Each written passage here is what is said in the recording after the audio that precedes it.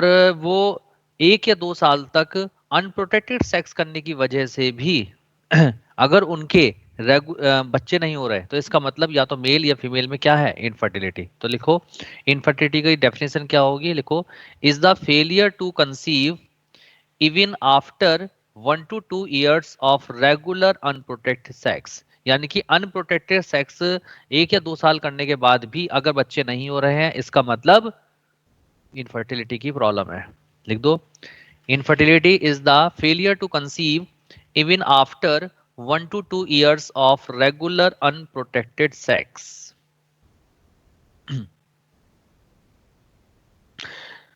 अच्छा, ये बताइए स्टेरिलिटी क्या होती है? कोई बच्चा बता सकता है स्टेरिलिटी क्या होती है? स्टेरिलिटी का मतलब होता है परमानेंट इनफर्टिलिटी, यानी कि completely inability to produce offspring. बात समझ में आई? अरे बोलो, hello. Yes sir. Yes sir. ठीक यस है, सर। यानी कि अगर पूरी कंप्लीटली इनफर्टाइल है, यानी कि उसको ठीक नहीं किया जा सकता, यानी कि वो नॉन क्यूरेबल है, तो बोलेंगे स्टेरिलिटी। और अगर वो क्यूरेबल है, उसको ठीक किया जा सकता है, तो वो है इनफर्टिलिटी। तो इनफर्टिलिटी ट्रीटमेंट हो सकता है, लेकिन स्टेरिलिटी का ट्रीटमेंट नहीं हो सकता। तो लिखिए स्टेरिलिटी क्या है, means complete inability to produce offspring. Complete inability to produce offspring. और ये कैसा होता है, नॉन क्यूरेबल। Non curable. पहले इतना लिख लो बेटा, मैं एसी बंद करवा रहा हूँ, ठंड लग रही है, 1 मिनट रुको।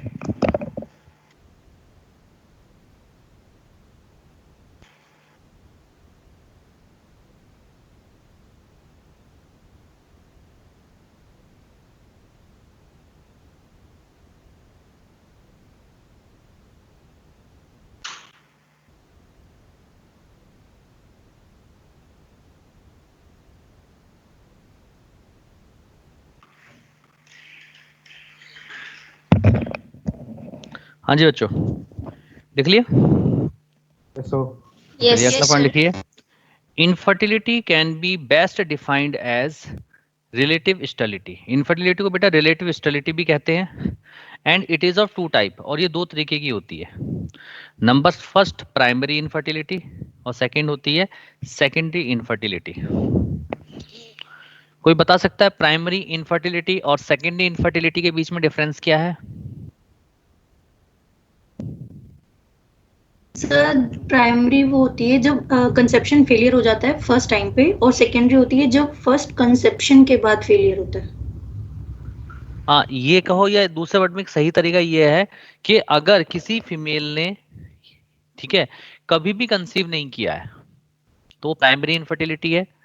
और अगर पहले कभी कंसीव किया है लेकिन उसके बाद वो कंसीव नहीं कर पा रही है, तो उसे बोलेंगे सेकेंडरी इनफर्टिलिटी। तो लिखो it is the infertility found in patient who have never conceive, जिसने कभी भी कंसीव ना किया हो।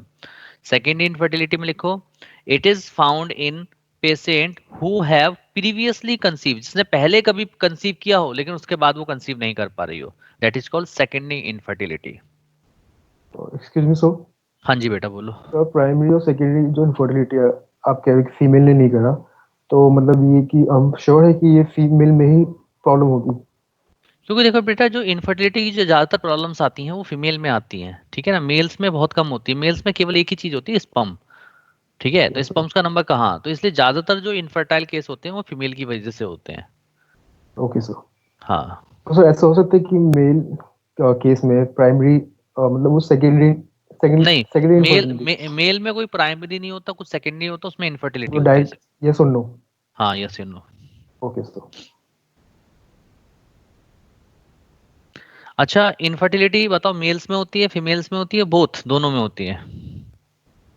बोथ। देखो बोथ। लिखो, तो सर लिखो both. Infertility can B caused by defects found in males and females both. दोनों में होता है, लिखिए infertility can B caused by defects found in males and females. Defects found in males and females. तो सबसे पहले हम बेटा मेल की इनफर्टिलिटी पढ़ेंगे और उसका कारण पढ़ेंगे कि क्यों होती है इनफर्टिलिटी, फिर फीमेल की इनफर्टिलिटी का कॉज पढ़ेंगे। क्लियर? चलिए चलें, हटा दें इसको।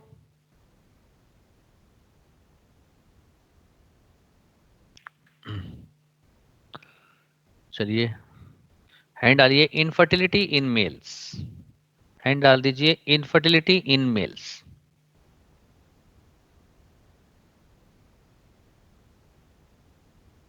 इनफर्टिलिटी इन मेल्स दिखाई दे रहा है सबको? Yes sir. हाँ, हैंड डालिए, इनफर्टिलिटी इन मेल्स। अच्छा चलिए छोटे छोटे पॉइंट्स बताइए। अगर हम सीमेन की बात करते हैं तो सीमेन के अंदर सीमेन सिंगल इजैकुलेट में कितना सीमेन रिलीज होता है? 200 to 2.5 to 5 ml. 5 ml release होता है। और उसमें कितने स्पम्स होते हैं? 200 to 300 million. 200 to 300 million. और उन स्पम्स के लिए, उस स्पम्स के लिए उनके अंदर एनर्जी सोर्स क्या होता है? Fructose. Fructose. Fructose, source of nutrition for sperms. लिख लीजिए फटाक से, जल्दी से लिखिए।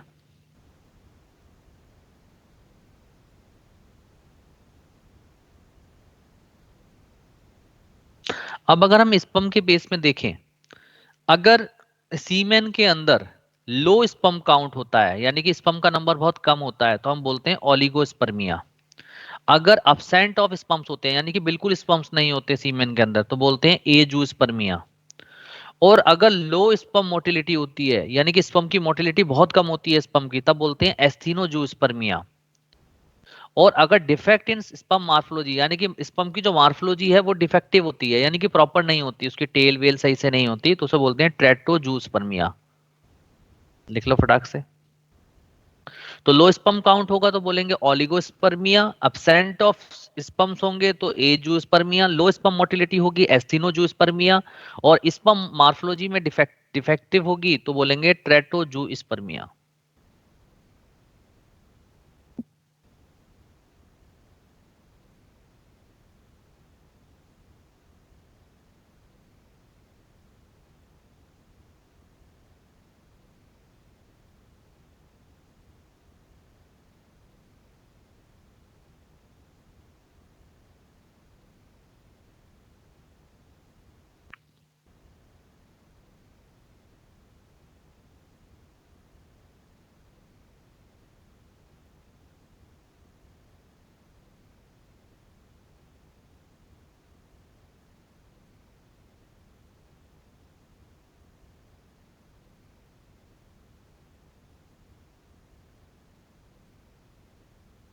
देख लिया? चलिए हैंड डालिए, causes of infertility in males. Males में ऐसे क्या क्या कॉजेज हैं, कारण हैं, जिसकी वजह से इनफर्टिलिटी होती है? तो सबसे पहला कारण लिखें, क्रिप्टोकाइडिज्म। पहला कारण क्या है? क्रिप्टोकाइडिज्म। क्रिप्टोकाइडिज्म का मतलब क्या होता है? कौन बच्चा बताए क्रिप्टोकाइडिज्म? मैंने ऑलरेडी पहले बता रखा है। सर जब स्क्रॉटम में वो टेस्टिस हो नहीं पाती सही से। यस, देखो आप जानते हो कि टेस्टिस का फॉर्मेशन कहाँ होता है? एब्डोमिनल कैविटी में।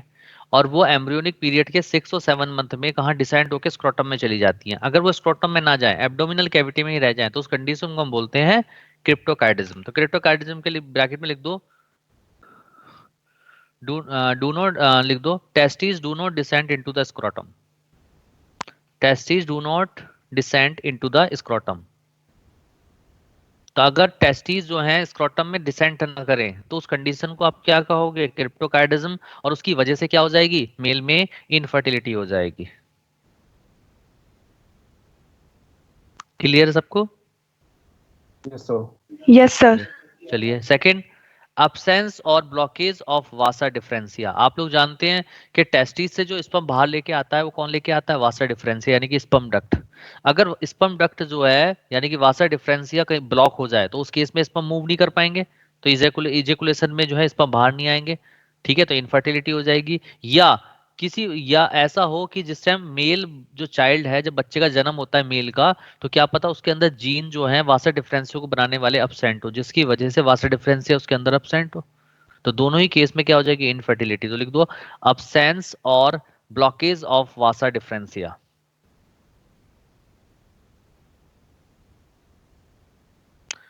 अगला रीजन लिखो, थर्ड, हाइपरथर्मिया। जो पर्सन जहां पे ज्यादा टेम्परेचर रहता है, अगर उस एनवायरनमेंट में ज्यादा, जैसे जहां पे बहुत ज्यादा टेम्परेचर रहता है, यानी कि बहुत ज्यादा गर्मी रहती है, अगर पर्सन वहां पे ज्यादा काम करता है, तो उसकी वजह से क्या हो जाते हैं? स्पर्म कम बनते हैं। तो लिख दीजिए, ड्यू टू हाइपरथर्मिया।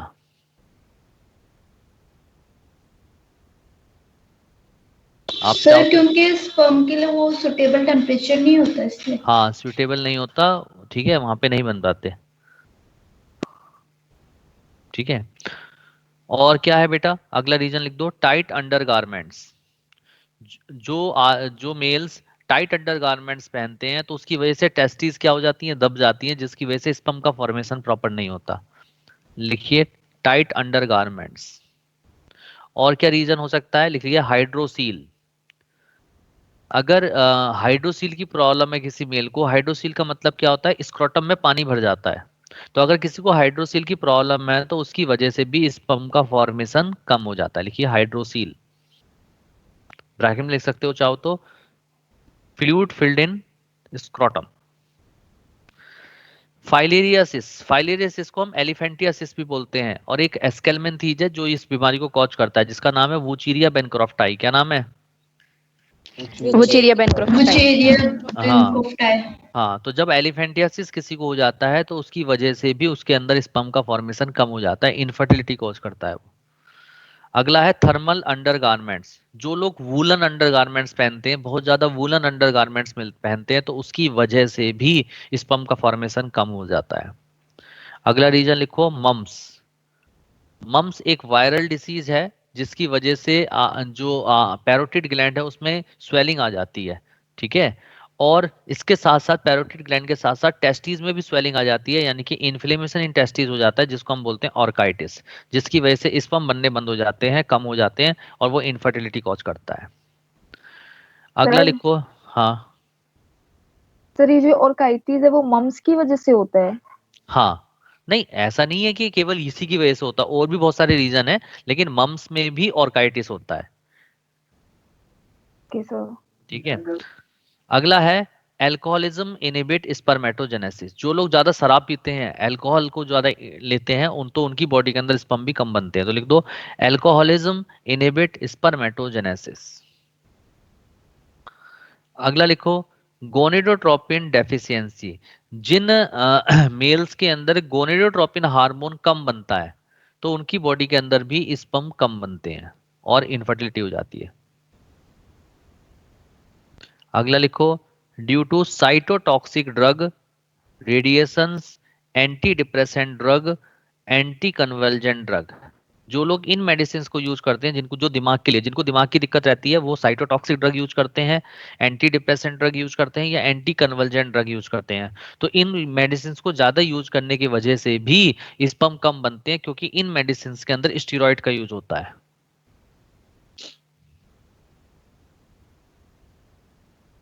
लिख लीजिए जल्दी जल्दी।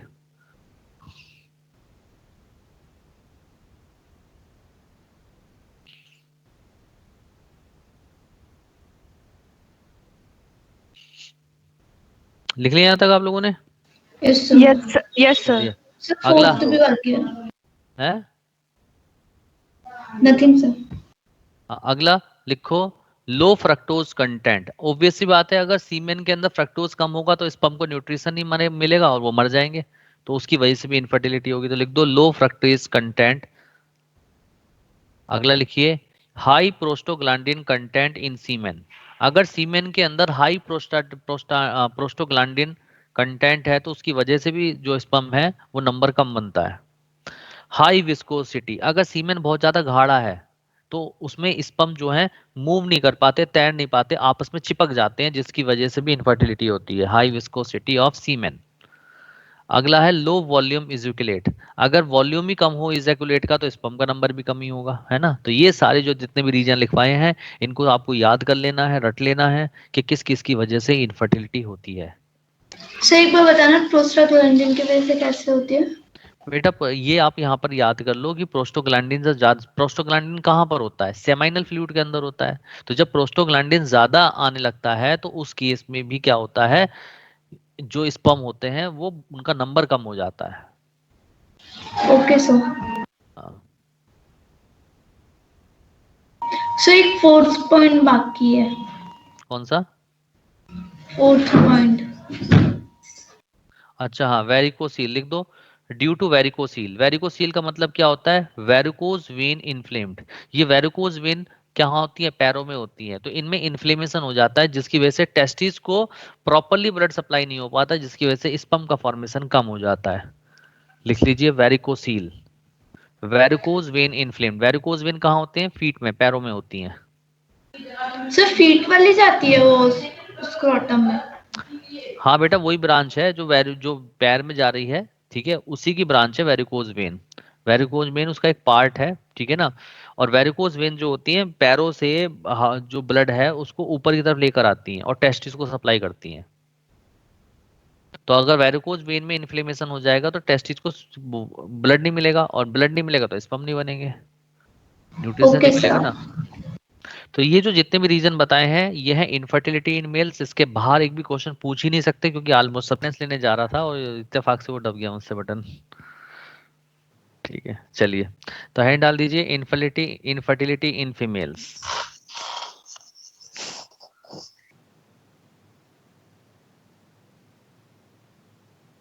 Infertility in females, infertility in female. तो बेटा पहला कारण क्या है इनफर्टिलिटी का फीमेल में?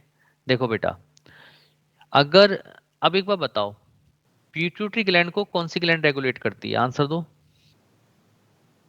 हाइपोथैलेमस। हाइपोथैलेमस। हाइपोथैलेमस। तो इस तरीके से हाइपोथैलेमस और पिट्यूटरी ग्लैंड मिलकर एक कॉम्प्लेक्स बनाते हैं जिनको हम नाम देते हैं हाइपोथैलेमो पिट्यूटरी कॉम्प्लेक्स। क्या नाम देते हैं? हाइपोथैलेमो पिट्यूटरी कॉम्प्लेक्स। है ना। और ये जो हाइपोथैलेमस है, ये हाइपोथैलेमस जो होता है ये पिट्यूटरी ग्लैंड से, पिट्यूटरी ग्लैंड के पास रिलीजिंग हार्मोन भेजता है, और फिर पिट्यूटरी ग्लैंड से एक हार्मोन रिलीज होता है जिसका नाम है गोनेडोट्रोपिन हार्मोन। और मैंने आपको बताया था कि गोनेडोट्रोपिन हार्मोन के अंदर दो हार्मोन होते हैं, एक होता है एफएसएच और एक होता है एलएच। बताया था नहीं बताया था? Yes sir. एफएसएच का Yes, काम sir. क्या होता है? जो फॉलिकल्स होते हैं उनको डेवलप करना, और एलएच का काम क्या होता है? ओवुलेशन करना। तो अगर आप एक बात बताओ, अगर गोनेडोट्रोपिन हार्मोन कम रिलीज होना स्टार्ट हो जाए फीमेल के अंदर, तो क्या ओवुलेशन हो पाएगा? क्योंकि एलएच ही नहीं होगा। तो क्या फॉलिकल लेयर्स रप्चर होंगी? No, sir. No. No sir. तो No. क्या ओवुलेशन होगा? No. नो। No, sir. इसका ठीक है, तो वही चीज यहाँ लिखिए, पहला रीजन लिखो एन ओवुलेशन। एन ओवुलेशन का मतलब नॉन ओवुलेशन, यानी कि ओवुलेशन ही नहीं हो रहा। And oligo ovulation, oligo ovulation का मतलब होता है डेफिशिएंट ओवुलेशन, यानी कि ओवुलेशन कभी होता है कभी नहीं होता। Are caused by deficient functioning of hypothalamo complex और secondary by thyroid and adrenal dysfunction. Thyroid hormone की वजह से और एडिनल डिसफंक्शन, एड्रिनल ग्लैंड के डिसफंक्शन की वजह से भी ओवुलेशन रुक सकता है। लेकिन ये सेकेंडरी है, प्राइमरी क्या है? प्राइमरी क्या है? हाइपोथैलेमस और पिट्यूटरी वाला। हाँ, deficient functioning of hypothalamo pituitary complex. अगला सेकंड रीजन लिखिए, inadequate growth and functioning of corpus luteum. आप खुद बताइए, अगर कॉर्पस ल्यूटियम की ग्रोथ ना हो, उसकी फंक्शनिंग ना हो, तो प्रोजेस्टेरोन कम बनेगा ज्यादा बनेगा? Come. कम बनेगा, यानी कि प्रोजेस्टेरोन डिक्रीज हो जाएगा। और याद करो, जब प्रोजेस्टेरोन डिक्रीज होगा तो यूट्रस की वॉल में कॉन्ट्रैक्शन बढ़ेगा घटेगा? बढ़ेगा. बढ़ेगा। बढ़ेगा। यानी कि यूट्राइन कॉन्ट्रैक्शन हो जाएगा। और जब यूट्रस में कॉन्ट्रैक्शन हो जाएगा तो जो प्लेसेंटा बना है वो कॉन्ट्रैक्शन की वजह से ब्रेक हो जाएगा, यानी कि इनहिबिट इम्प्लांटेशन। यानी कि इन इम्प्लांटेशन ही नहीं हो पाएगा। इम्प्लांटेशन नहीं हो पाएगा तो उस फीमेल को हम बोलेंगे इनफर्टाइल। नहीं बात समझ में आई? सर हाँ हाँ बेटा। सर मतलब इनफर्टिलिटी वैसे भी कह सकते कि अगर एक बार कंसीव कर रखा हो और फिर अगर मतलब इम्प्लांटेशन हो रखा हो लेकिन बाद में अगर ब्रेक हो जाए प्लेसेंटा, तो भी कह सकते कि वो इनफर्टाइल नहीं, है फिर? अगर बार बार ये चीज हो रही होगी तो इनफर्टिलिटी का होगे ना। मतलब बार बार होगी तब कहेंगे ना सर? ठीक हाँ, है। बार बार वैसे होगा तो उससे तो एबॉर्शन, मिस कैरेज एबॉर्शन वो नाम दोगे। लेकिन अगर बार बार हो रहा है, बच्चा टिक ही नहीं रहा है, ठीक है, तब आप कहोगे कि इनफर्टिलिटी है। Yes sir. ठीक है, उसके बाद उनके हार्मोन टेस्ट होते हैं और टेस्ट होते हैं, उनसे पता लगाया जाता है कि ऐसा कौन सा कारण है जिस वजह से इम्प्लांटेशन नहीं हो पा रहा है। अब सपोज प्रोजेस्टेरोन कम आया, यानी कॉर्पस ल्यूटियम, तो फिर इंजेक्शन लगाएंगे इम्प्लांटेशन के टाइम पे प्रोजेस्टेरोन के, कि जब तक प्लेसेंटा ना बन जाए पूरी तरीके से। Yes sir. इसीलिए फर्स्ट 3 मंथ जो होते हैं वो ज्यादा सेंसिटिव होते हैं क्रूशियल एज, होते हैं सर। हाँ, as compare to after 3 month. ठीक है, चलिए और रीजन लिखिए, अगला क्या है? Hyper prolactinemia. Hyper prolactinemia, hyper prolactinemia. Hyper prolactinemia का मतलब क्या होता है, कौन बच्चा बताएगा? सर प्रोलैक्टिन बढ़ने से ज्यादातर एफएसएच प्रोलैक्टिन और एलएच कम हो जाता है। एक्सेस में होगा सर। हाँ बिल्कुल, मैंने आपको बताया था कि हाइपर प्रोलैक्टीमिया का मतलब होता है प्रोलैक्टिन हार्मोन इंक्रीज, और जब प्रोलैक्टिन हार्मोन इंक्रीज हो जाएगा तो वो लिख दो सप्रेस गोनेडोट्रोपिन हार्मोन सिक्रीशन, लिख दो सप्रेस गोनेडोट्रोपिन हार्मोन सिक्रीशन। कौन से हार्मोन सिक्रीशन को वो सप्रेस कर देता है, जल्दी बताओ? Gonadotropin hormone sir. हाँ, गोनेडोट्रोपिन हार्मोन सिक्रीशन सप्रेस। ठीक है, एक बार मैं दिखा देता हूँ यहाँ बना के।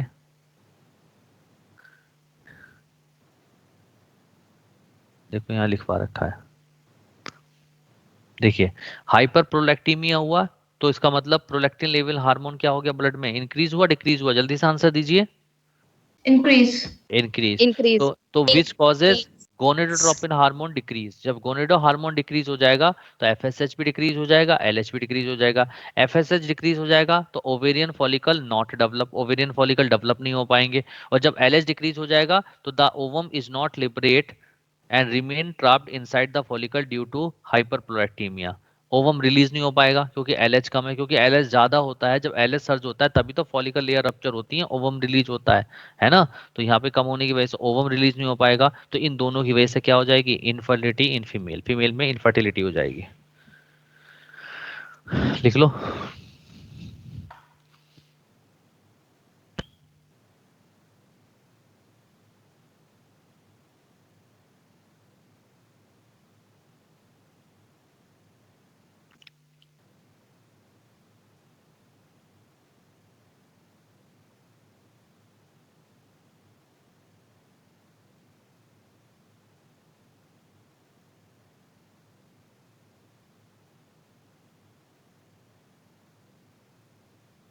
लिख लिया?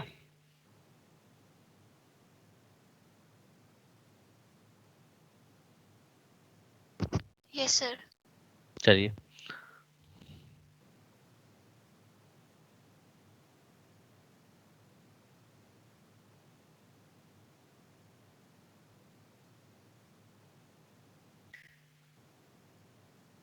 चलिए अगले अगला कॉज लिखिए, लिखिए 4th नंबर पे, फैलोपियन ट्यूब में fail to pick up the ovum due to less development of fimbriae. देखो मैंने आपको बताया था फैलोपियन ट्यूब के आगे की तरफ एक फिंगर लाइक प्रोजेक्शन था जिनको हम क्या नाम देते थे, फिमरी, और फिमरी का काम था collection of ovum after ovulation. जब ओवुलेशन होता था तो वो ओवम को यस कलेक्ट सर। करने का काम करती थी।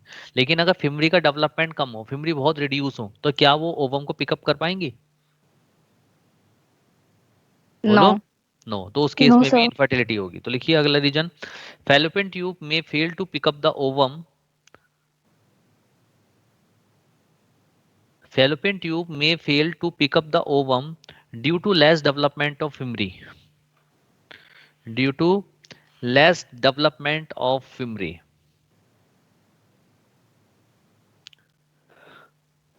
less development of fimri। चलिए अगला लिखिए, अगला reason, loss of cilia and blocked lumen of fallopian tube. Obvious सी बात है, अगर फैलोपियन ट्यूब के अंदर जो सीलिया थे, अंदर सीलिएटेड एपिथेलियम है ना अंदर फैलोपियन ट्यूब में, बोलो हाँ या ना। Yes sir. और सीलियरी मूवमेंट की वजह से ओवम और जाइगोट मूव करता है यूट्रस की तरफ, ये बात भी बताइए मैंने आपको। Yes sir. तो अगर अगर फैलोपियन एंडोमेट्रोसिस, एंडोमेट्रोसिस में क्या होता है बेटा, जो यूट्रस का जो हाँ, यूट्रस के जो टिश्यू हैं बेटा वो ओवर ग्रोथ कर जाते हैं, जिसकी वजह से क्या होते हैं, यूट्रस की ओवर ग्रो मतलब कहने का मतलब ये है, एंडोमेट्रोसिस को मैं इस तरीके से बताऊंगा कि जैसे फैलोपियन ट्यूब है, तो फैलोपियन ट्यूब में जो लेयर है उसके अंदर ओवर ग्रोथ हो जाती है, जिसकी वजह से फैलोपियन ट्यूब ब्लॉक हो जाती है। फैलोपियन ट्यूब क्या हो जाती है, ब्लॉक हो जाती है। तो उस कंडीशन को हम बोलते हैं एंडोमेट्रोसिस। क्या बोलते हैं? एंडोमेट्रोसिस। हाँ, तो उस केस में भी क्या हो जाएगा बेटा, इनफर्टिलिटी हो जाएगी। डायरेक्ट याद कर लो, एंडोमेट्रोसिस। अगला लिख लीजिए सर 7। हाँ सर ये समझ नहीं आया एंडोमेट्रोसिस। बेटा, बात वही है ना कि इसको याद ही कर लेते तो ज्यादा बढ़िया था। चलो, नहीं सर एक और बार रिपीट कर दो, हो जाएगा फिर। नहीं मैं दिखा देता हूँ एंडोमेट्रोसिस, फिर अगर आप तुम्हें जानना ही है तो एंडोमेट्रोसिस तो मैं बता देता हूँ कई बच्चों को। देखिए यहाँ पे क्या लिखा हुआ है, एंडोमेट्रोसिस में क्या होती है, ओवर ग्रोथ होती है। देखिए मैं दिखाता हूँ, दिख रहा है आपको? Yes sir. ये देखिए जगह जगह पे एंडोमेट्रोसिस हुई हुई है, यूट्रस में भी हो रही है और फैलोपियन ट्यूब में भी देखो हो गई है एंडोमेट्रोसिस। दिख रही है सबको एंडोमेट्रोसिस? ये एंडोमेट्रोसिस की वजह से जिस फीमेल को एंडोमेट्रोसिस की दिक्कत होती है, एब्डोमिनल में पेन रहता है हमेशा, और उसकी जो मेंस्ट्रुअल साइकिल है वो इरेगुलर हो जाती है, उसमें बहुत ज़्यादा पेन होता है at the time of period. ठीक है, और इसमें क्या होती है कि ये धीरे धीरे लेयर बढ़ती चली जाती है और ये क्या करती है, ओवरी को भी इन्वॉल्व कर लेती है, जिसकी वजह से उसके अंदर एग को बनने से रोक देती है। बात समझ में आ रही है नहीं आ रही है? और जब एग को बनने से रोक देगी तो इनफर्टिलिटी होगी नहीं होगी? होगी। होगी ना। तो चाहो तो इसकी अगर आप डेफिनेशन लिखना चाहते हो तो लिख लो। डेफिनेशन लिख लो। सर नाम के वजह से तो ऐसा लगा एंडोमेट्रियम वॉल कुछ ज्यादा बढ़ रही है Yes, नाम sir. से। मेरी बात सुनो ना, तो मैंने ये थोड़ी ना कहा है कि एंडोमेट्रियम वॉल नहीं होती। एंडोमेट्रियम वॉल नहीं होती बेटा, इसमें आउटर वॉल होती है। लिखो, a disorder in which tissue that normally lines the uterus grows outside the uterus grows outside the uterus outside the uterus। ठीक है, और क्या एंडोमेट्रोसिस को ठीक किया जा सकता है? बेटा इसको ठीक नहीं किया जा सकता, क्योंकि ये बार बार इसमें रीअक्रेंस होती है। जैसे ये हार्मोन की वजह से होती है, एस्ट्रोजन हार्मोन की वजह से। तो जैसे बॉडी में एस्ट्रोजन हार्मोन बढ़ता है फिर एंडोमेट्रोसिस हो जाती है। तो प्रेगनेंसी के टाइम पे ये सप्रेस हो जाती है, क्योंकि उस समय प्रोजेस्टेरोन हार्मोन ज्यादा होता है। क्लियर है? Yes sir. चलिए अगला लिखिए, non canalization of uterus. Non canalization of uterus. Non canalization of uterus का मतलब क्या है? अगर यूट्रस के अंदर जो ल्यूमन है अगर वो ब्लॉक हो जाए उसको, ठीक है, तो उसकी वजह से भी ना तो फीटल की ग्रोथ होगी ना डिलीवरी होगी। तो लिख दो नॉन कैनालाइजेशन ऑफ यूट्रस। अगला है, लिख लो कंजेनाइटल मालफॉर्मेशन ऑफ यूट्रस। अगर जैसे किसी फीमेल बच्ची ने जन्म लिया और उसका यूट्रस का डेवलपमेंट प्रॉपरली नहीं हो, यानी कि कंजेनाइटल मालफॉर्मेशन रहे, तो उस केस में भी इनफर्टिलिटी हो जाती है। कंजेनाइटल का मतलब होता है बाय बर्थ, माल फंक्शनिंग का मतलब प्रॉपर डेवलपमेंट ना हो। तो कंजेनाइटल मालफॉर्मेशन ऑफ यूट्रस की वजह से भी इनफर्टिलिटी होती है। और किस वजह से हो सकती है? Fibroid uterus. अगर यूट्रस के अंदर फाइब्रॉइड बन जाए, फाइब्रोसिस हो जाए, तो उस केस में भी इनफर्टिलिटी होती है। Defective vaginal growth. अगर वेजाइना की ग्रोथ बहुत कम है तो वो जब स्पर्म रिलीज होके आएंगे तो उसको होल्ड नहीं कर पाएगी, जिसकी वजह से भी इनफर्टिलिटी होती है। अगला है सर्विसाइटिस। सर्विसाइटिस का मतलब, इन्फ्लेमेशन ऑफ हाँ, सर्विक्स। यस, सर्विक्स में अगर इन्फ्लेमेशन हो जाए तो उस केस में भी इनफर्टिलिटी होती है। पॉलिप इन सर्विक्स। पॉलिप इन सर्विक्स का मतलब, पॉलिप का मतलब होता है मांस का टुकड़ा। अगर मांस का टुकड़ा अंदर की तरफ सर्विक्स कैनाल के अंदर ग्रो कर जाए तो उसकी वजह से सर्विक्स कैनाल ब्लॉक हो जाती है, जिसकी वजह से भी इनफर्टिलिटी होती है।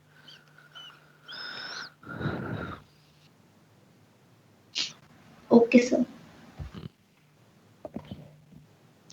सीधा सीधा याद करना है, ठीक है, कुछ भी नहीं है इसके अंदर।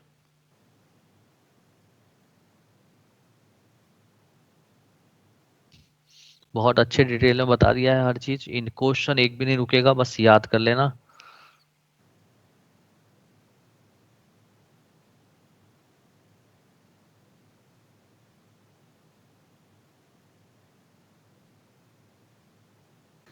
सर एक क्वेश्चन है, गोनेडोट्रोफिन हार्मोन एलएच भी सिक्रीट करता है, तो एलएच क्या मेल में भी होता है?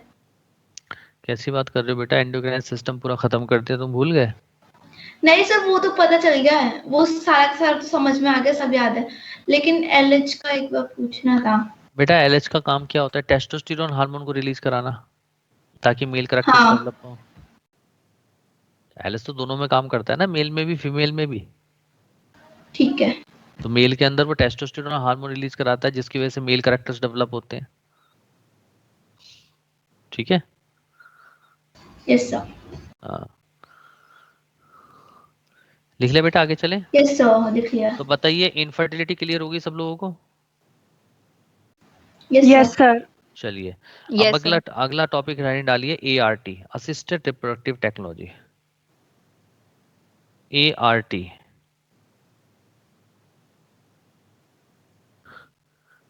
डालिए, ART assisted reproductive technology.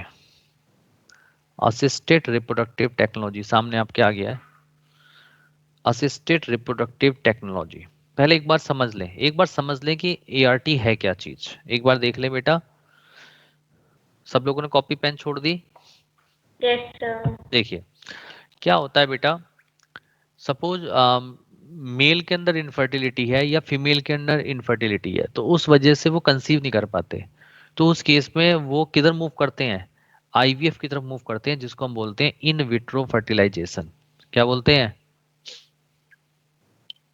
In vitro fertilization. Fertilisation. हाँ, जहाँ पे इन विट्रो वर्ड आता है, इन विट्रो का मतलब होता है आर्टिफिशियल मीडियम। ठीक है, यानी कि, और ये आर्टिफिशियल मीडियम कहाँ होता है? आउटसाइड द मदर बॉडी, यानी कि मदर के यूट्रस से बाहर होता है, यानी कि मदर बॉडी से बाहर होता है। तो अगर fertilization outside the mother body होता है तो हम बोलते हैं इन विट्रो फर्टिलाइजेशन। और अगर fertilization occur inside the mother body के अंदर हो तो हम बोलेंगे इन वीवो फर्टिलाइजेशन, जिसको नाम देते हैं नेचुरल फर्टिलाइजेशन। बात समझ में आ रही है, नहीं आ रही है? Yes sir. ठीक है। अब इन विट्रो फर्टिलाइजेशन में हम क्या करते हैं, हमने एक डिश ली, क्या ली? डिश। डिश। और कहाँ ली? Dish. लेबोरेटरी के अंदर। और उस डेस्क के अंदर हमने क्या करा, बात समझते जाइएगा। वहां पर हमने क्या किया, जो फादर है और मदर है, तो फादर के स्पर्म ले लिए, फादर के क्या ले लिए? स्पर्म, और मदर के ओवम ले लिए। और स्पर्म और ओवम को इस डिश के अंदर रख दिया, और इस फिर आपस में जोड़ के, आपस में उनके बीच में क्या करा दिया? फर्टिलाइजेशन करा दिया। और फर्टिलाइजेशन से क्या बन गया? जाइगोट बन गया। क्या बन गया? जायगोट। जाइगोट। और आप लोग जानते हो Zygote. जाइगोट कैसा है? सिंगल सेल्ड स्ट्रक्चर है। ठीक है। अब क्या होगा, जाइगोट में क्लीवेज होगा, और क्लीवेज से क्या बनेगी? मोरुला स्टेज बनेगी। ठीक है। और मोरुला स्टेज यहाँ पे 8 सेल्ड स्ट्रक्चर है। कितनी सेल्ड स्ट्रक्चर है? 8 सेल स्ट्रक्चर। हाँ। 8 cells. और फर्दर फिर क्लीवेज होगा, और क्लीवेज जैसी होगा तो अब उसे ब्लास्टोसिस्ट स्टेज कहेंगे। Blastocyst blastocyst. में 16 सेल स्ट्रक्चर होते हैं। अब यहाँ पे 16 से 32 नहीं बोलोगे, 8 to 16 ही बोलोगे, क्योंकि ये आर्टिफिशियल मीडियम में कराया जा रहा है। तो आप यहाँ पे मोरुला को 8 सेल कहोगे और ब्लास्टोसिस्ट को 16 सेल। क्लियर है? Yes, sir. ठीक है। अब देखिए, अब इसको ट्रांसफर करने का तरीका क्या है। अगर जाइगोट है या अप टू 8 ब्लास्टोमर सेल्स तक है, अप टू 8 ब्लास्टोमर सेल्स का मतलब मोरुला स्टेज तक, या तो जाइगोट हो या मोरुला स्टेज तक की स्ट्रक्चर हो, तो हम क्या करते हैं, 3 days ऑफ फर्टिलाइजेशन पे इसको ट्रांसफर कर देते हैं इन फैलोपियन ट्यूब। किस में ट्रांसफर कर देते हैं? Fallopian tube. Fallopian हाँ। tube. और उस टेक्निक को नाम देते हैं ZIFT, यानी कि जाइगोट इंट्रा फैलोपियन ट्रांसफर। क्या बोलते हैं? Zygote Intrafallopian intrafallopian transfer. हाँ। और अगर मोर देन 8 ब्लास्टोमर्स हैं, यानी कि 8 सेल से ज्यादा हैं, यानी कि ब्लास्टोसिस्ट स्टेज है, तो हम उसे 5th डे ऑफ फर्टिलाइजेशन पे ट्रांसफर करेंगे। और कहाँ पे ट्रांसफर करेंगे? ट्रांसफर इन यूट्रस, यूट्रस के अंदर ट्रांसफर करेंगे, और उसको बोलेंगे IUT, यानी कि इंट्रा यूट्राइन ट्रांसफर। नई बात समझ में आई आपको? Yes Yes, sir. ठीक है। तो इस तरीके से अगर आप लोग देखें तो या तो अब देखो, IVF 2 तरीके से होता है, अगर हमें जाइगोट को ट्रांसफर करना है या फिर मोरुला स्टेज यानी कि 8 ब्लास्टोमर सेल्स तक ट्रांसफर करना है, तो हम फैलोपियन ट्यूब में ट्रांसफर करेंगे और 3rd डे ऑफ फर्टिलाइजेशन पे करेंगे, यानी कि फर्टिलाइजेशन के तीसरे दिन पे करेंगे। बात समझ में आ रही है, नहीं आ रही है? Yes sir. ठीक है। और 5th डे पे हम ट्रांसफर करते हैं मोर देन 8 ब्लास्टोमर सेल्स यानी कि ब्लास्टोसिस स्टेज को, उसको बोलते हैं आईयूटी, इंट्रा यूट्राइन ट्रांसफर। तो इस तरीके से हम आईवीएफ करते हैं, ठीक है। तो इस तरीके से IVF is the one of the most commonly used procedure है, जिसमें हम क्या करते हैं, eggs are combined with partner's sperm in a dish in a laboratory. Once fertilization occur, the resulting embryo develop for 3 to 5 days before being placed in the uterus. यानी कि uterus में place करने से पहले हम एम्ब्रियो को develop करते हैं, कब तक, 3 से 5 दिन तक। 3 दिन तक डेवलप करेंगे तो उसे जाइगोट और अप टू 8 ब्लास्टोमर सेल्स तक हम फाइलोपियन ट्यूब में ट्रांसफर करेंगे। और अगर हम 5 डेज तक एम्ब्रियो को डेवलप करेंगे तो कहाँ ट्रांसफर करेंगे,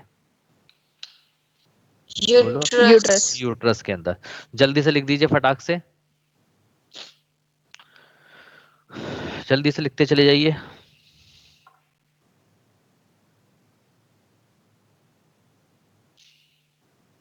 क्वेश्चन कैसे रुक जाएगा भाई, जब हम पढ़ ही सब कुछ रहे हैं।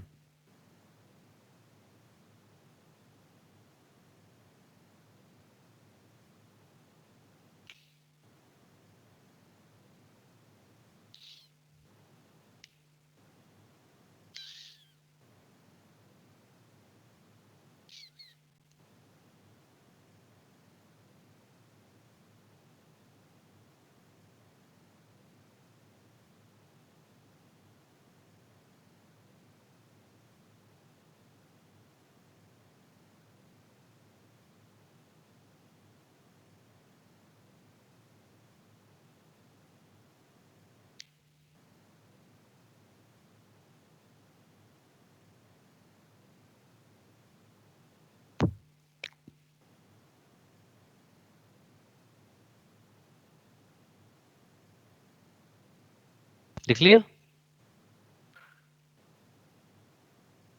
लिख लिया बच्चों। No sir.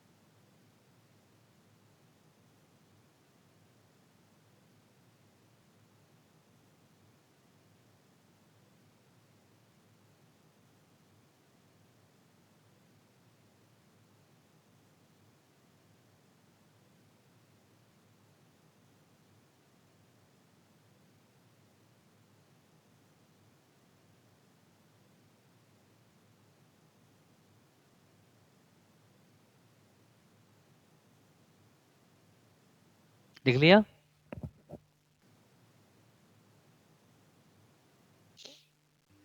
Yes sir. चलिए। सब 5 मिनट और sir. 5 minute,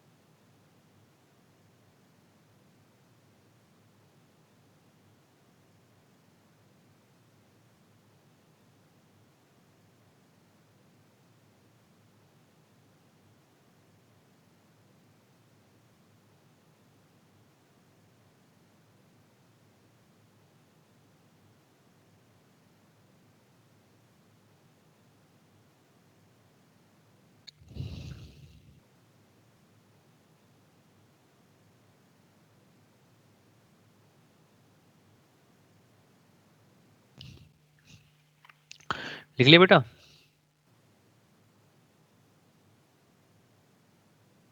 yes sir. Yes sir, हो गया। Thank you. चलिए, चलिए हैंड डालिए, इक्सी, हैंड डालिए इक्सी। इक्सी की फुल फॉर्म होती है intracytoplasmic sperm injection. Intracytoplasmic sperm injection, इसकी कब जरूरत पड़ती है एक्सी की?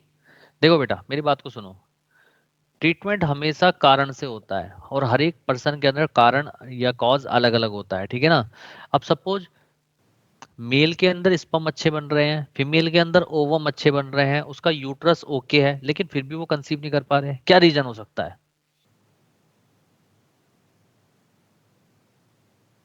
बोलो। सर्वाइकल में कुछ ज्यादा हो, कैप नहीं नहीं, मेन रीजन होगा कि स्पर्म ओवम तक पहुंच रहे हैं लेकिन स्पर्म ओवम के अंदर नहीं पहुंच पा रहे, क्योंकि स्पर्म के पास कैपेसिटेशन पावर अच्छी नहीं है। तो उस केस में हम आर्टिफिशियली स्पर्म को ओवम के अंदर इंट्रोड्यूस कर देंगे, उस टेक्निक को हम नाम देंगे इक्सी, इंट्रासाइटोप्लाज्मिक स्पर्म इंजेक्शन। तो हम क्या करेंगे, एक इंजेक्शन लेंगे, उसके अंदर स्पर्म लेंगे, एक अच्छी हेल्थी स्पर्म लेंगे और स्पर्म को अंदर की तरफ ओवम में डालेंगे और डालने के बाद स्पर्म को छोड़ देंगे और आगे की कहानी वो अपने आप नेचुरल फॉर्म में कर लेगा। नई बात समझ में आई? सर ये भी आईवीएफ का एक टाइप है? हाँ उसी का ही पार्ट है आईवीएफ का, ठीक है। आपको मैं एक्सी दिखा देता हूँ कैसे होता है, देखिए।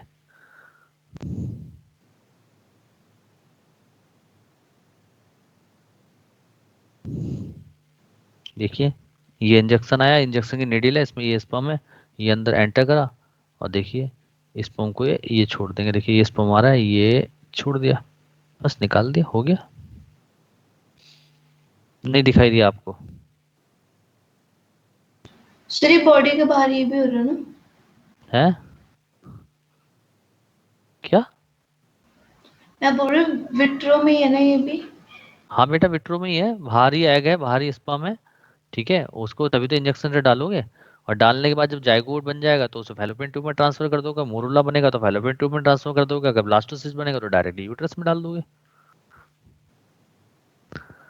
ठीक है। सर अगर ब्लास्टोसिस्ट स्टेज में अगर डालते हैं तो यूट्रस में इम्प्लांटेशन हो जाता है फिर? हाँ ब्लास्टोसिस्ट में तो यूट्रस में इम्प्लांटेशन होगा, ब्लास्टोसिस्ट तो यूट्रस में इम्प्लांट करती है, बताया तो था। बट सर वो एक वो जगह होती है ना बैसिलस पे। हाँ तो बेटा वो डाला जाता है ना आर्टिफिशियली, हम लोग उसमें अल्ट्रासाउंड में देख के डालते हैं ना, ठीक है प्रॉपर प्लेस पे। हाँ चलिए, तो इक्सी के बारे में लिख लीजिए। One of the partners sperm is placed, जल्दी जल्दी लिखिएगा। One of the partners sperm is placed inside the egg with a microscopic needle comma rather than many sperms position close to the outside of the egg as in IVF,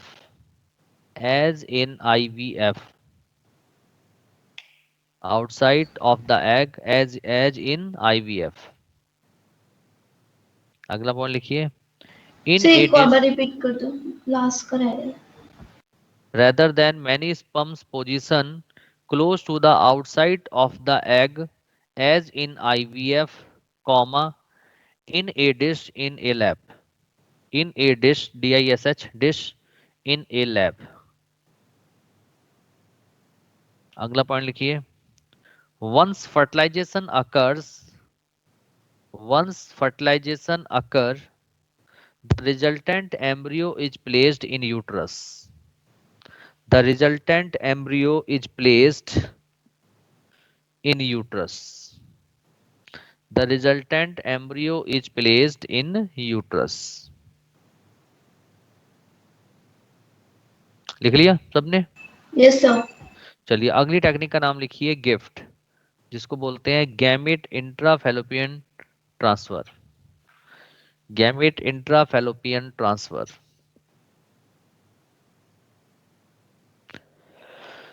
gamete intrafallopian transfer. देखो बेटा gift क्या होती है, मेरी बात को समझिए। देखिए फीमेल पूरी तरीके से ओके है, मेल के अंदर स्पर्म अच्छे बन रहे हैं, फीमेल का यूट्रस पूरी तरीके से ओवरी ओके है, ओवरी ओके है, लेकिन ओवरी के अंदर एग नहीं बन रहा है। क्या नहीं बन रहा है? एग नहीं बन रहे, तो इसमें क्या करेंगे, हम किसी डोनर फीमेल का एग लेंगे और उसको फैलोपियन ट्यूब में प्लेस कर देंगे।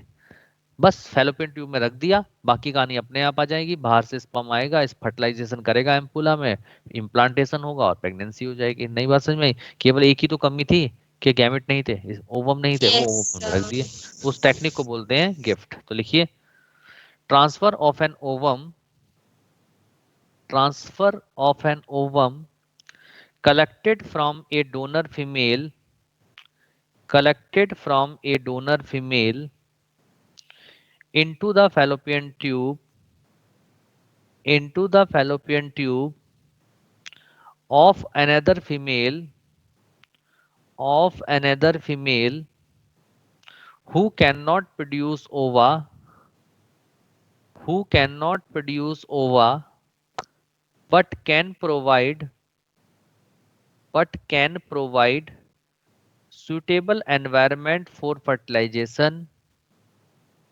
suitable environment for fertilization and further development, and further development, and further development। Clear है सब लोगों को? Yes sir. चलिए अगला लिखिए ए आई, अगली टेक्निक का नाम लिखिए ए आई, जिसको बोलते हैं आर्टिफिशियल इंसेमिनेशन। सर हाँ बेटा। वो जो सर सरोगेट मदर वाला होता है सर, वो गिफ्ट में ही आता है? नहीं, गिफ्ट में नहीं, वो अलग से आता है, उसमें पूरी मदर होती है, आगे आएगा वो। चलिए ए आई को बोलते हैं artificial insemination. What is the meaning of insemination? कौन बच्चा बताएगा?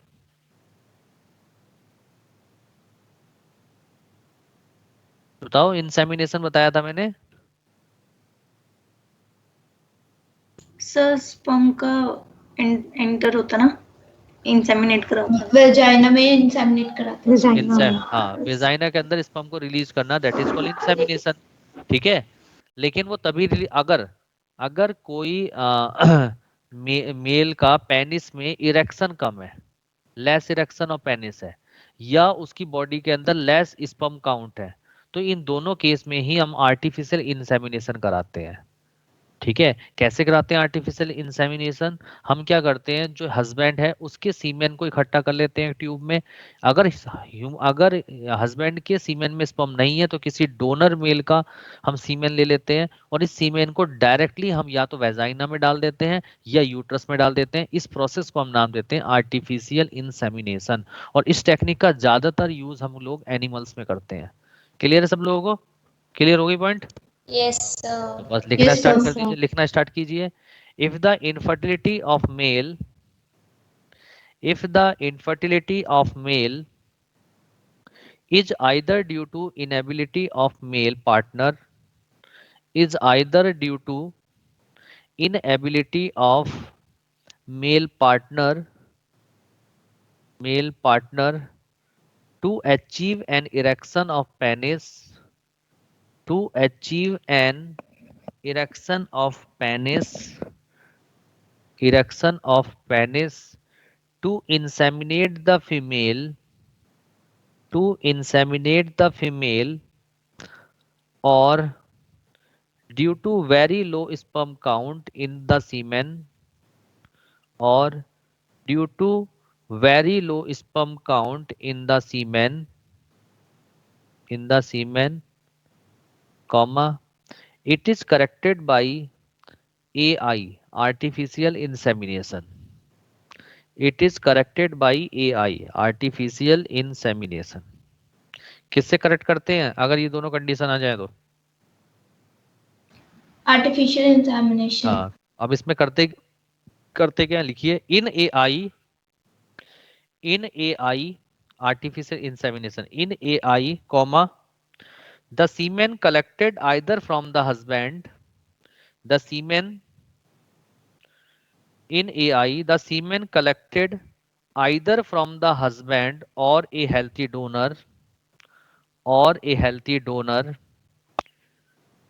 or a healthy donor is artificially introduced either into the vagina, is artificially introduced either into the vagina or into the uterus of the female or into the uterus of the female। बात समझ में आई नहीं आई?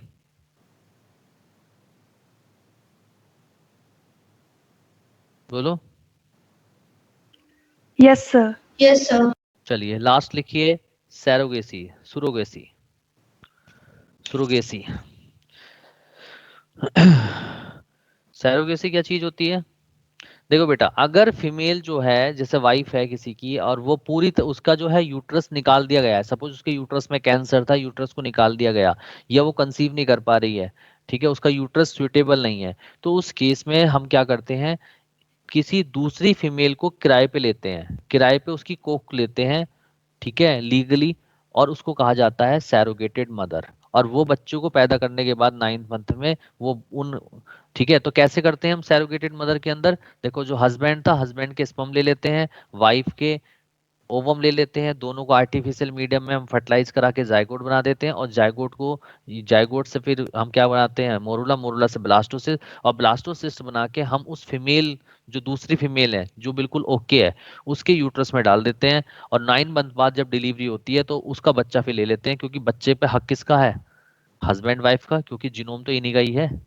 अरे बोलो। Yes sir. ठीक है, तो उस मदर को हम नाम देंगे सैरोगेटेड मदर। तो लिखिए इसके बारे में, another woman carries embryo, another woman carries embryo or a donor embryo to term, to term, TERM, जब तक पूरी डिलीवरी नहीं हो जाती तब तक रखती है, to term।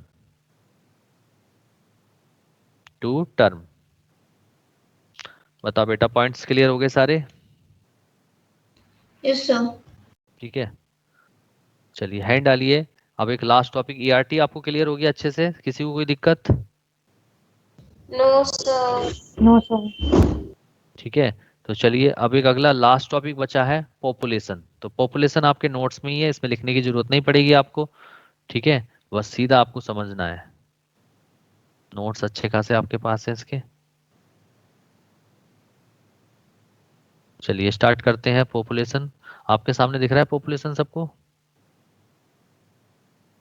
Yes sir. ठीक है, इसके नोट्स आपके पास हैं, इसलिए इसको लिखने की जरूरत नहीं है, सिर्फ आपको समझना है। तो कॉपी पेन छोड़ दें और सब लास्ट टॉपिक समझें, पॉपुलेशन। कर दें start? Yes sir. Yes sir. हाँ, तो देखो बेटा, क्या है पॉपुलेशन का मतलब क्या होता है? Number of individual of a species at particular area are called population. यानी कि किसी एक स्पीसीज के जितने नंबर ऑफ इंडिविजुअल्स होते हैं किसी पर्टिकुलर एरिया में, उसको कहा जाता है पॉपुलेशन। जैसे मैंने कहा दिल्ली की ह्यूमन पॉपुलेशन 1000 है, ऐसे मैंने बोला, तो दिल्ली क्या हो गया? Particular area. ह्यूमन क्या हो गया? स्पीसीज। पॉपुलेशन क्या हो गया? Number of individuals. नई बात समझ में आई? आ गई सर। Yes sir. ठीक है, तो किसी स्पीसीज के अंदर जितने नंबर ऑफ इंडिविजुअल्स होते हैं उनको कहा जाता है पॉपुलेशन। तो वही डेफिनेशन हो गई, number of individual of a species at a particular area are called population. ठीक है, और पॉपुलेशन की साइंटिफिक स्टडी किस चीज को डिटरमाइन करती है? देखो लिखा है, scientific study of population determine size, composition and distribution of population. जब हम पॉपुलेशन की स्टडी करते हैं साइंटिफिक, तो हमें पता लगता है कि कितना तो साइज है पॉपुलेशन का, कैसा उसका कंपोजिशन है, और वो कहाँ कहाँ पर डिस्ट्रीब्यूट हुई है। ठीक है, बात समझ में आ रही है नहीं आ रही है? Yes sir. Yes sir. चलिए अगला टॉपिक एक है पॉपुलेशन एक्सप्लोजन। एक्सप्लोजन का मतलब क्या होता है हिंदी में? सर एकदम से एक्सप्लोजन। धमाका होना, विस्फोट होना। विस्फोट। ठीक है, तो अगर शॉर्ट टाइम में ही पॉपुलेशन का नंबर किसी एरिया में बहुत तेजी से बढ़ जाए, बहुत तेजी से, रॉकेटली एकदम इंक्रीज, एकदम ऐसा रॉकेट की तरह एकदम बढ़ जाए पॉपुलेशन का नंबर, तो आप वहां पे क्या कहोगे? पॉपुलेशन एक्सप्लोजन हो गया। क्या हो गया? Population population explosion. एक्सप्लोजन। देखो लिखा है, explosion. Number of individual of a species rapidly increase in short time at a particular area are called population explosion, यानी किसी पर्टिकुलर एरिया में शॉर्ट टाइम में ही नंबर ऑफ इंडिविजुअल किसी species को बहुत तेजी से बढ़ जाए तो उसे कहा जाएगा पॉपुलेशन एक्सप्लोजन। क्लियर सबको? Yes Yes, sir. sir. अगला Yes, है sir.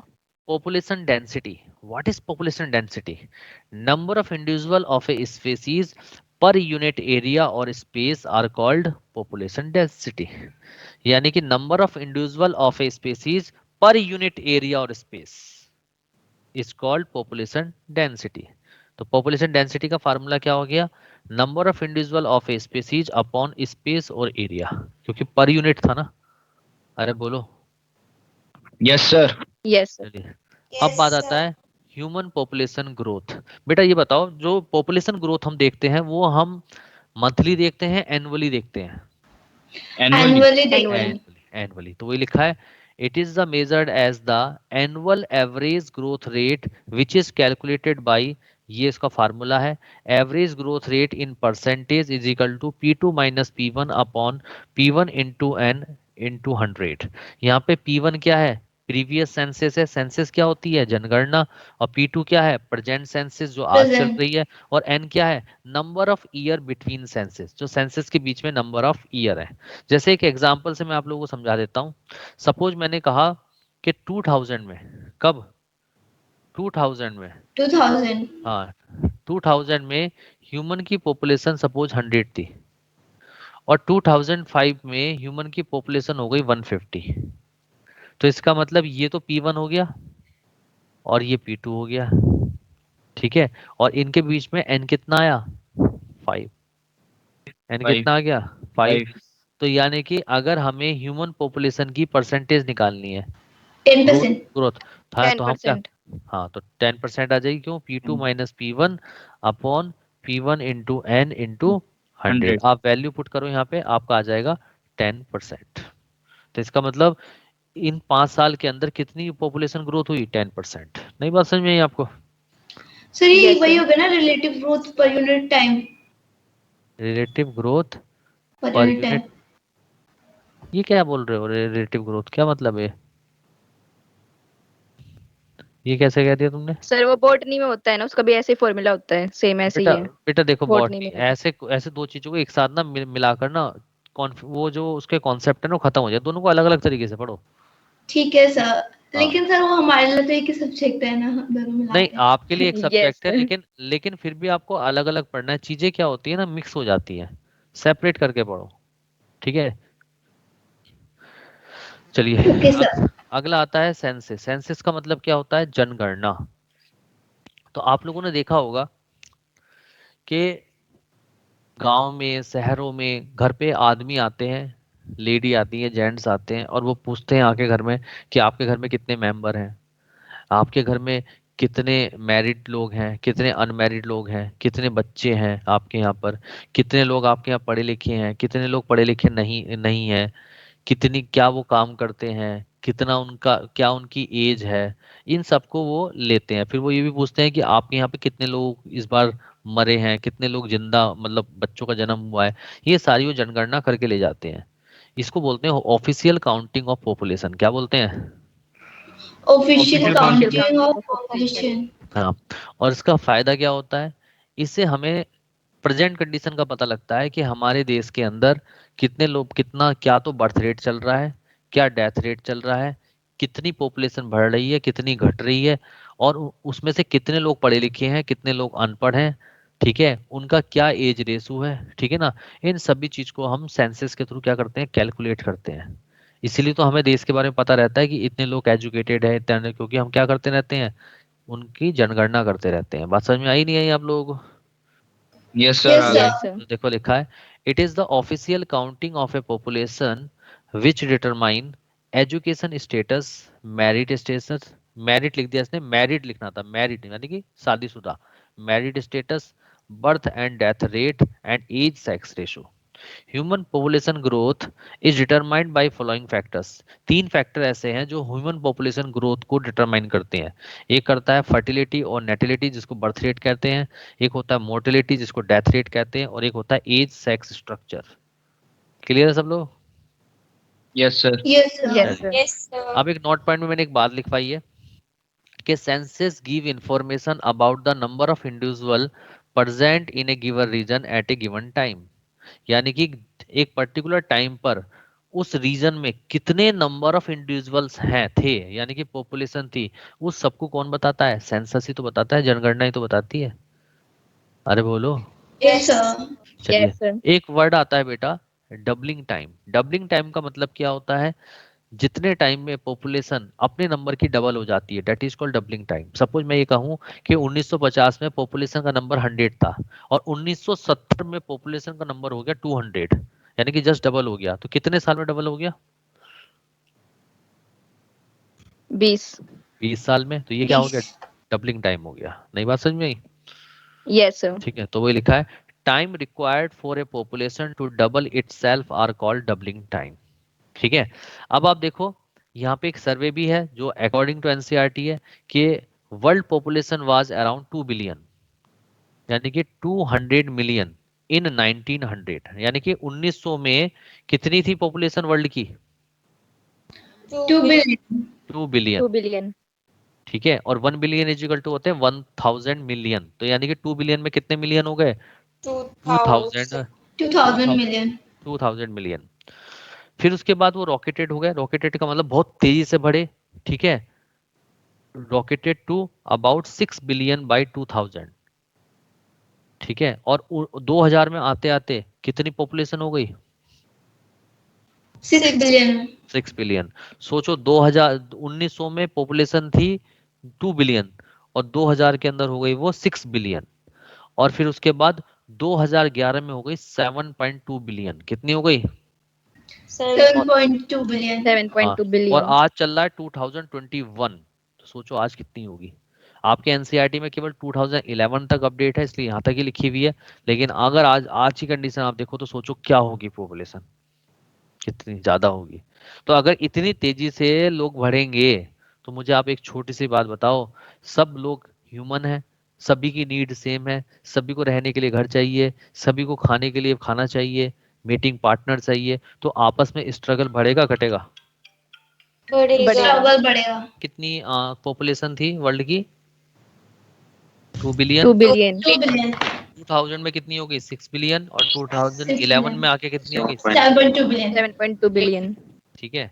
अच्छा, अगर हम इंडिया की बात करते हैं, ठीक है, अपनी पॉपुलेशन की बात करते हैं इंडिया की, यानी कि आवर पॉपुलेशन, तो जिस जिस वक्त इंडिपेंडेंस डे था, जब हमारा देश आजाद हुआ था, उस वक्त हमारी इंडिया की पॉपुलेशन थी 350। कितनी थी?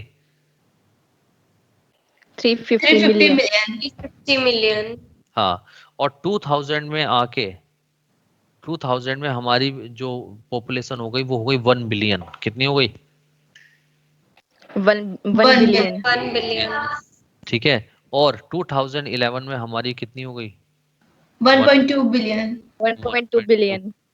तो सोचिए आप कितनी तेजी से हमारी पॉपुलेशन बढ़ रही है। अगर इसी तरीके से इंडिया में फुल पॉपुलेशन बढ़ती रही तो आपको सोने के लिए तो छोड़ो, पैर रखने के लिए जगह भी नहीं मिलेगी। और डॉक्टर, और इतना ज्यादा कंपटीशन हो जाएगा ना कि मैं बता नहीं सकता। आज आप जानते हो कि आप लोगों को इतनी फाइट क्यों करनी पड़ती है डॉक्टर बनने के लिए? आप जानते हो कि आज आपको डॉक्टर बनने के लिए पॉपुलेशन ज्यादा इतना है। कॉम्पिटिशन, यस, पॉपुलेशन ज्यादा है, सर्वाइव लोग ज्यादा स्ट्रगल है। ऐसा पहले नहीं था, अब ज्यादा है और आने वाले टाइम में और बढ़ेगा। रोक ही नहीं है, क्योंकि बच्चों को भगवान की देन समझते हैं और एक एक घर में 10-10 12-12 बच्चे पैदा हो रहे हैं, जबकि बच्चे होने चाहिए एक या यस दो। सर। ठीक है ना? चलिए, अब अगला कॉन्सेप्ट आता है फर्टिलिटी और नेटिलिटी। फर्टिलिटी क्या होता है? फर्टिलिटी का मतलब ये होता है कि किसी इंडिविजुअल के बेबी प्रोड्यूस करने की जो एबिलिटी होती है, this ability is called fertility. नहीं बात समझ में आई? Yes yes sir. सर। तो देखो लिखा है it is the ability of reproductively active individual to produce babies. Reproductively active individual क्यों कहा? यानी कि रिप्रोडक्टिवली एक्टिव होना चाहिए। अगर वो स्टेराइल होगा तो कैसे बेबी प्रोड्यूस करेगा? क्लियर? Yes sir. अगला है Yes. Birth rate. Birth rate क्या होता है? एक साल में 1000 लोगों में जितने बच्चे पैदा होते हैं वो बर्थ रेट बताते हैं। देखो लिखा है नंबर ऑफ बेबीज प्रोड्यूस पर 1000 इंडिविजुअल पर ईयर, यानी कि एक साल में 1000 लोगों में जितने बच्चे प्रोड्यूस होते हैं वो क्या है, किसको शो करते हैं वो, birth rate. Birth birth rate rate, birth rate को। और क्या बर्थ रेट कभी निगेटिव हो सकता है? नहीं। No sir. Birth No. Rate तो हमेशा ही पॉजिटिव रहेगा। लेकिन जो ह्यूमन पॉपुलेशन ग्रोथ है वो पॉजिटिव भी हो सकती है, वो निगेटिव भी हो सकती है, वो जीरो भी हो सकती है। यानी कि वो बढ़ भी सकती है, घट भी सकती है, और ऐसा भी नहीं है कि ऐसा भी जरूरी नहीं क्या पता ना बढ़े। तो वही चीज यहाँ लिखी है। बर्थ रेट्स का डिफरेंस क्या है इससे, it differ from population growth rate as it is never negative.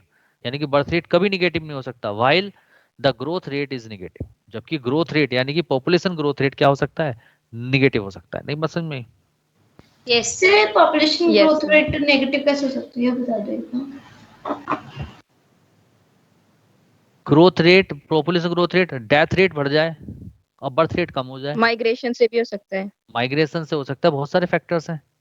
Okay. ठीक है ना।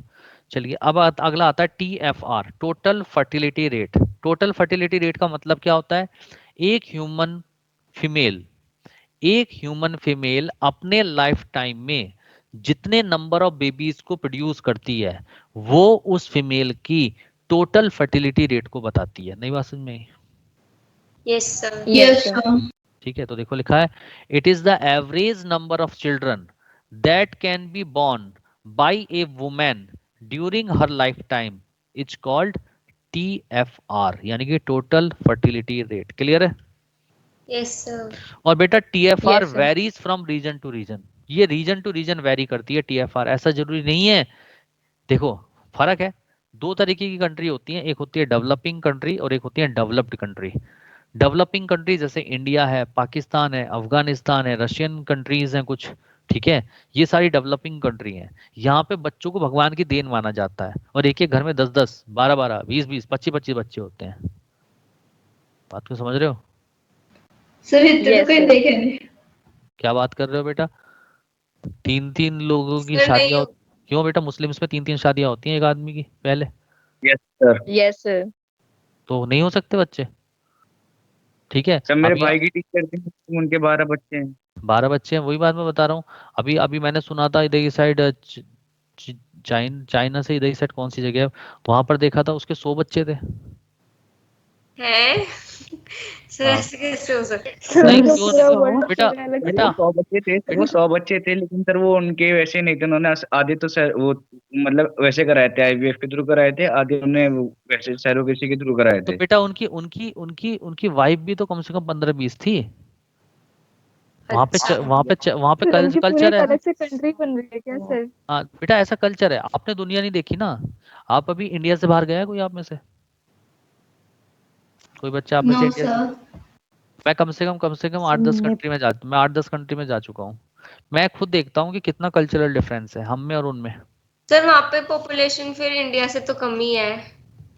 इंडिया से कम है क्योंकि इंडिया से कम है, इंडिया में तो पहले से ही ज्यादा है ना। आप देख लो ना, उसी टाइम पे इंडिपेंडेंस के टाइम पे 350 मिलियन थी। इंडिया तो पहले यस। से ज्यादा, इंडिया तो स्प्लिट कर गया। अगर इंडिया स्प्लिट ना करता, पाकिस्तान ना बनता, बांग्लादेश ना बनता, तो तब देखते तुम यस इसकी सर। पॉपुलेशन क्या होती। हम लोग तो खुद ही न्योता देते हैं ना, खुद ही सेक्सुअल जो क्राइम्स है उनको बढ़ा रहे हैं, खुद ही हम स्ट्रगल बढ़ा रहे हैं। क्यों? क्योंकि इंडिया समझने को तैयार नहीं है, लोग समझने को तैयार नहीं। उनको रोक दें, उनसे कहें कि नहीं तुम्हें 2 बच्चे करने कहते हैं, हमें क्यों रोक रहे हो भाई, तुम क्यों होते हो रोकने वाले? वैसे सर मोहम्मदन को ऐसा बोला जाता है तो वो कहते हैं हमारी कुरान में लिखा हुआ है। हाँ कुरान में लिखा हुआ है, लेकिन ये सब नहीं है, ऐसा नहीं होता है। नहीं लिखा उन लोगों की कुरान में। हाँ कुछ नहीं लिखा। हम पता है, हम लोगों ने ऐसी सोच बना ली है कि कि ये लोग सारे ऐसे होते हैं, ये लोग हिंदू ऐसे होते हैं, मुस्लिम, ऐसा कुछ भी नहीं है। सब जगह अच्छे लोग होते हैं, सब जगह बुरे लोग होते हैं। दिक्कत क्या है कि चीजों को मैनिपुलेट कर दिया जाता है। हिंदुओं में मैनिपुलेट कर देते हैं महात्मा लोग, और मुस्लिम में मैनिपुलेट कर देते हैं जो ये हाँ, लोग होते हैं, मौलाना। मौलाना। तो ये सब हमारी, हाँ क्या है कि मैनिपुलेट की हुई चीजें हैं। अदरवाइज देखा जाए तो सब जगह अच्छे लोग भी हैं, बुरे लोग भी हैं। कोई धर्म, Yes, sir. ठीक है, सब एक ही है। ठीक है। और हमारे यहाँ दिक्कत क्या है कि एजुकेशन स्टेटस बहुत कम है। तो जो जो जिनका दिमाग यस सर। भटकता है ना, उन्हीं लोगों का दिमाग ज्यादा भटकता है जो कम पढ़े लिखे हैं। जो पढ़े लिखे हैं, जो अपना दिमाग लगाते हैं, वो केवल अपने काम से काम रखते हैं, वो भटकते ही नहीं है। ये दिक्कत है हमारे देश के अंदर। ठीक है ना। चलिए यस। वैसे इस पर चर्चा करें तो चर्चा तो खत्म ही नहीं होगी, बहुत बड़ी चर्चा है। सीधा ये है कि देखो, क्या है कि मेरे पेरेंट्स ने मुझसे एक बात बताई थी, बड़ी अच्छी लगी थी मुझे उनकी बात। उन्होंने कहा था कि बेटा देखो, तुम 4 भाई हो, तुम देश के लिए कुछ करो, कुछ आगे बढ़कर करो, जो तुम अच्छा कर सकते हो अपनी तरफ से वो पार्ट पूरा दो देश के लिए, ठीक है ना। जो हमारा पार्ट था हमने दिया, और जो तुम्हारी आने वाली जनरेशन वो देगी, ठीक है ना। हम बस इतना ही कर सकते हैं, इससे ज्यादा कुछ नहीं कर सकते। लेकिन अगर हम 4 भाई थे, अगर इस तरीके से अगर सभी लोग कह दें, सारे पेरेंट्स ही अपने बच्चों से कह दें, तो क्या देश नहीं बदलेगा? Yes sir. यस बदलेगा। सर। लेकिन आजकल क्या है, आजकल बच्चों में भी इतनी ऐसा जज्बा नहीं है। क्यों? क्योंकि बच्चों को तो मोबाइल पे खेलना है, गेम खेलना है, क्रिकेट खेलना है, ये खेलना है। वो ना देश के बारे में सोचते, ना वो पेरेंट्स के बारे में सोचते, ना अपने बारे में। अगर ऐसा सोच कर देना तो हमारा देश कहीं से कहीं पहुंच जाए। आप अगर बड़ी बड़ी कंट्रीज में जाओगे ना, अमेरिका, कनाडा में, तो वहां पे जो टॉप पोजीशन पे डॉक्टर्स बैठे हुए हैं, टॉप पोजीशन पे जो साइंटिस्ट बैठे हैं, वो इंडियंस हैं। यस ऐसे सर। Yes India, sir. अगर सर्वे पे देखा गया था ना, इंडिया का द माइंड था ना, सबसे टॉप पे आया था। लेकिन दिक्कत ये है यस कि सर। कुछ दिक्कतें हैं जो इंडिया उभर नहीं पा रहा है। ठीक है, चलिए कोई बात नहीं, उभारेंगे मिलकर, कभी ना कभी तो उभरेगा। हमारे यस साथ सर। नहीं तो हमारे बाद सही, उभरेगा जरूर। ठीक है। तो बेटा जो डेवलप्ड कंट्री हैं, जैसे यूएसए है, कनाडा है, जर्मनी है, अब चाइना भी हो चुका है, जापान है, तो ये जितनी भी डेवलप्ड कंट्रीज हैं, यहाँ पर टोटल फर्टिलिटी रेट क्या है? कम है। जबकि जो डेवलपिंग कंट्री है उनमें टोटल फर्टिलिटी रेट ज्यादा है। तो ज्यादा होगा तो ऑब्वियसली बात है, पॉपुलेशन ज्यादा होगी। बोलो हाँ या ना? यस तो sir. Yes sir. Population explosion के चांस किस में है? डेवलपिंग कंट्री में। किस में यस है? Sir. Developing. Developing countries. Country. तो वही लिखा है, the more developed countries have lower fertility rate than less developed country. बात समझ में आ गई, नहीं आ गई? बोलो। Yes yes sir. सर। ठीक है, यस सर। चलिए अब बात करते हैं अगला, रिप्लेसमेंट लेवल। आरएल। आरएल क्या होता है? रिप्लेसमेंट लेवल क्या होता है? बड़ा आसान है, कुछ भी नहीं है, आप खुद बताइए। छोटा सा पॉइंट, एक कपल है, तो एक कपल है तो उसमें नंबर ऑफ इंडिविजुअल्स कितने हैं? 2, एक हस्बैंड एक वाइफ। बोलो हाँ। Yes sir. यस बोलो। Yes sir. सर। और उन्होंने प्रोड्यूस किए 2 बेबीज। कितने प्रोड्यूस किए बेबीज? 2। 2। तो रिप्लेसमेंट लेवल कितना हुआ? 2 का। क्योंकि आप लोग जानते हो कि जो बेबी होते हैं वो कन्वर्ट हो जाते हैं यंग में, और यंग कन्वर्ट हो जाते हैं ओल्ड में, और ओल्ड मर जाते हैं, डेथ। ऐसी तो कन्वर्जन चलता रहता है। Yes yes sir. सर। तो कपल अभी यहाँ पर कैसे हैं? यंग है, तो ये कपल तो कन्वर्ट हो जाएंगे ओल्ड में, और ये बेबीज यंग में कन्वर्ट हो जाएंगे, यानी कपल की जगह ले लेंगे। अरे बोलिए। Yes sir. यस। इसका मतलब यस। दो दो सीटें थी कपल की, 2 मेंबर थे तो 2 सीटें थी, और दोनों सीटें खाली हो गई, वो आगे ओल्ड में कन्वर्ट हो गए, तो बेबीज ने उन 2 सीटों को फिर से फिल्ड कर दिया। इसका मतलब रिप्लेसमेंट लेवल कितना रहा? 2 का। 2। टू। सीट तो 2 ही थी, कपल उठ के चले गए, उसकी जगह बेबी आके बैठ गए, तो सीटें तो 2 ही हैं, तो रिप्लेसमेंट लेवल कितना हुआ? 2। 2। बोलो हाँ या ना? और ग्रोथ कितनी हुई? यस। 0, 0। 2। क्योंकि 0। सीटें तो 2 ही थी। हाँ या ना? लेकिन हमेशा यस सर। रिप्लेसमेंट लेवल जो है 2 से ज्यादा होता है। Replacement level always greater than 2 होता है। क्यों? क्योंकि कुछ बेबीज ऐसे होते हैं, देखो यहाँ लिखा है आर एल इजिकल टू 2, ग्रेटर देन 2, हमेशा ग्रेटर देन 2 होता है आर एल। क्यों? Some babies die before reaching the reproductive age. कुछ ऐसे बच्चे होते हैं जो अपनी रिप्रोडक्टिव एज पे पहुंचने से पहले ही मर जाते हैं, उनका एक्सीडेंट हो जाता है, उन्हें कोई बीमारी हो जाती है, किसी वजह से वो मर जाते हैं। सभी बच्चे सरवाइव नहीं करते, है ना? तो रिप्लेसमेंट लेवल हमेशा 2 से क्या रहेगा? ज्यादा रहेगा। अरे समझ में आया नहीं आया? Yes sir. क्योंकि सर कम अगर, होना चाहिए ना फिर तो, नहीं बेटा, अगर मर अगर जाते हैं तो। बेटा अगर मर जाएगा तो एक बच्चे, अब देखो 2 बच्चे ने ये पैदा सिर्फ किए, 2 के केसेस में मेरे है ना मेरे इसलिए। मेरे केस सुन लो। 2 बच्चे पैदा किए तो रिप्लेसमेंट लेवल 2 था। अब एक बच्चा इसमें सपोज मर गया, तो एक बच्चे की जगह को लेने के लिए फिर से कपल को एक बच्चा पैदा करना पड़ेगा। Yes sir. तो रिप्लेसमेंट लेवल आर एल जो होगा 2 से ऊपर जाएगा ना? Yes sir. आगे तो सर। हाँ हम ठीक है। तो वही लिखा है यहाँ पर, R L is the number of children couple must produce to replace themselves so as to maintain the population at zero growth level। इसीलिए कहते हैं कि हम दो हमारे दो, क्योंकि हम दो हमारे दो से ये फायदा रहेगा कि हस्बैंड वाइफ 2 हैं और उनके बच्चे भी 2 हैं, तो रिप्लेसमेंट लेवल कितना रहेगा? 2। दो तो ग्रोथ रेट लेकिन सभी सरवाइव नहीं करते। एक आध बच्चा मर गया तो फिर से उसकी जगह पे दूसरा बच्चा आ जाएगा। सपोज किसी की डिलीवरी हुई और बच्चा सरवाइव नहीं कर पाया, मर गया, तो फिर से एक बच्चा पैदा करेगी, अगली बार प्रेग्नेंट होगी, तो रिप्लेसमेंट लेवल क्या होगा, दोनों से थोड़ा सा ज्यादा होगा। बात को मोर समझ रहे देन हैं? 2। हाँ, थोड़ा सा ज्यादा होगा, लेकिन ग्रोथ कितनी रहेगी, ऑलमोस्ट जीरो। और जब ग्रोथ ऑलमोस्ट जीरो रहेगी तो क्या कोई दिक्कत आएगी? फिर लोगों को दिक्कत ही नहीं। पॉपुलेशन सेम रही है। पॉपुलेशन सेम रहेगी। आप ऐसे मान के चलो ना, एक घर के अंदर सपोज 4 लोग हैं और 4 लोग के लिए प्रॉपर बढ़िया खाना बनता है। अब कोई पांचवा आदमी आ जाए तो खाने के लिए स्ट्रगल ज्यादा होगा कम होगा? ज्यादा।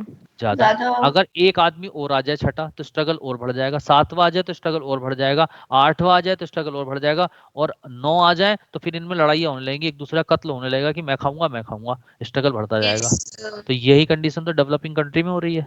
लेकिन डेवलप्ड कंट्री में क्या है, 4 लोग हैं तो 4 लोगों के लिए खाना है, कोई दिक्कत नहीं है, आराम से बांट के खा लेंगे।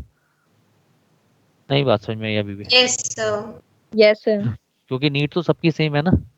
तो देखो, इसलिए यहाँ पे जो डेवलप्ड कंट्री होती हैं जैसे यूएसए, कनाडा, जर्मनी, इनका रिप्लेसमेंट लेवल 2.1 होता है। कितना होता है? 2.1। 2.1। हाँ। और जो डेवलपिंग कंट्रीज होती हैं जैसे इंडिया, पाकिस्तान, इनका रिप्लेसमेंट लेवल होता है 2.7। कितना होता है? 2.7। 2.7। 2.7। चलिए, अगला आता है मोर्टिलिटी। मोर्टिलिटी को बोलते हैं डेथ रेट। क्या बोलते हैं? Death rate. Death death rate. Rate. तो जैसे बर्थ रेट देखा था वैसे ही डेथ रेट देखते हैं, यानी कि एक साल में 1000 लोगों में जितने नंबर ऑफ डेथ होती हैं that is called death rate. तो वही लिखा है, it is the death rate पर 1000 इंडिविजुअल पर ईयर। यानी कि एक साल में 1000 लोगों में जितनी डेथ होंगी वो क्या शो करती हैं? Death rate. क्लियर है? बोलो हाँ या ना। Yes yes sir. सर। अब क्या था बेटा, डेथ रेट पहले बहुत ज्यादा था। अगर आज से 50 साल पहले चले जाओ तो लोग क्या करते थे, अपनी पर्सनल हाइजीन को मेंटेन नहीं रखते थे, यानी कि साफ सुथरे नहीं रहते थे, तो इन्फेक्शन ज्यादा लगते थे। सैनिटाइजेशन नहीं करते थे, जैसे आज की तारीख में हम साफ सफाई सैनिटाइजेशन करते हैं वो नहीं करते थे, तो इन्फेक्शन ज्यादा होते थे। और उस समय modern medicine, modern hospitals, modern health equipment present नहीं थे, जिसकी वजह से डेथ रेट क्या था उस वक्त ज्यादा। लेकिन आज की तारीख में डेथ रेट क्या हो चुका है? फॉलन हो चुका है, गिर चुका है, कम हो गया है। क्यों कम हो गया है? क्योंकि आज की तारीख में हर पर्सन, चाहे वो अमीर हो चाहे वो गरीब हो, पर्सनल हाइजीन को मेंटेन करता है, सैनिटाइजेशन करता है प्रॉपरली, मेडिकल फैसिलिटीज बहुत अच्छी हैं मार्केट में, बहुत अच्छी मेडिसिन है, जिसकी वजह से डेथ रेट कम हुआ है, ज्यादा हुआ है? कम हो गया। कम। कम सर। तो वही लिखा है यहाँ पर, death rate has fallen in most of the countries due to improved personal hygiene, sanitation and modern medicines. Clear? Yes sir. Yes sir. हाँ। अब बेटा देखिए, होते हैं डेमोग्राफर। डेमोग्राफर वो होते हैं जो पॉपुलेशन की स्टडी करते हैं। किसकी स्टडी करते हैं? पॉपुलेशन। पॉपुलेशन। पॉपुलेशन की। तो पॉपुलेशन की स्टडी करते हैं तो वो एक साल के अंदर कितने लोग मरे, यानी कि डेथ रेट, कितने लोगों का जन्म हुआ यानी कि बर्थ रेट, उन दोनों को कैलकुलेट करते हैं, बर्थ रेट और डेथ रेट को। तो उसको वो क्रूड में लेते हैं। किस में लेते हैं? क्रूड, CRUDE, क्रूड में लेते हैं। तो देखो लिखा हुआ है, अभी एक मिनट समझ में आ जाएगा। Demographer generally use crude birth rate and crude death rate. बताओ डेमोग्राफर किसको यूज करते हैं? Crude birth rate. Crude birth rate, crude death death. Rate. हाँ। अब देखो, क्रूड बर्थ रेट और क्रूड डेथ रेट क्या होता है, देखो पहले समझ लेना फिर समझ में आ जाएगा। क्रूड बर्थ रेट का मतलब होता है नंबर ऑफ लाइव बर्थ पर 1000 person in the middle of A given year 7 जुलाई। यानी कि 7 जुलाई को हर साल के, हर एवरी ईयर, हर साल के 7 जुलाई को बर्थ रेट और डेथ रेट को डेमोग्राफर कैलकुलेट करते हैं कि इस साल जो है 7 जुलाई को बैठकर वो कैलकुलेट करते हैं कि कितने लोगों की डेथ इस साल हुई है 1000 पर्सन्स में। तो उसको उन्होंने नाम दिया क्रूड डेथ रेट। और कितने बच्चों का जन्म हुआ 1000 इंडिविजुअल्स में, 7 जुलाई को कैलकुलेट किया, उसको नाम दिया क्रूड बर्थ रेट। तो अगर 7 जुलाई को बर्थ रेट और डेथ रेट देखते हैं तो उसको क्रूड बर्थ रेट और क्रूड डेथ रेट कहते हैं। और 7 जुलाई के अलावा साल के किसी भी टाइम पे अगर हम नंबर ऑफ बर्थ और नंबर ऑफ डेथ देखते हैं तो उसको सिंपल बोलते हैं बर्थ रेट और डेथ रेट। डिफरेंस समझ में आया नहीं आया? Yes sir. Yes sir. Sir. Sir हाँ बेटा। तो 6 जुलाई को देखे तो तो 7 जुलाई फिर देने का बर्थ रेट कोई स्पेसिफिक रीजन? नहीं, स्पेसिफिक नहीं, उन्होंने डे बना दिया एक, डेमोग्राफर के लिए एक डे बना हुआ है। तो 7 जुलाई को अगर करते हैं तब उसमें क्रूड बर्थ रेट और क्रूड डेथ रेट कहते हैं, और 7 जुलाई के अलावा चाहे 6 जुलाई हो, चाहे कोई भी जुलाई हो, कोई भी कुछ भी हो, सबको हम बर्थ रेट और डेथ रेट कहेंगे। नई बात समझ में आई? Yes sir. ठीक है। यस तो सर। हाँ, तो क्रूड बर्थ रेट और crude death rate, death rate क्या है? नंबर ऑफ डेथ पर 1000 person in a middle of A given year, that is 7 जुलाई।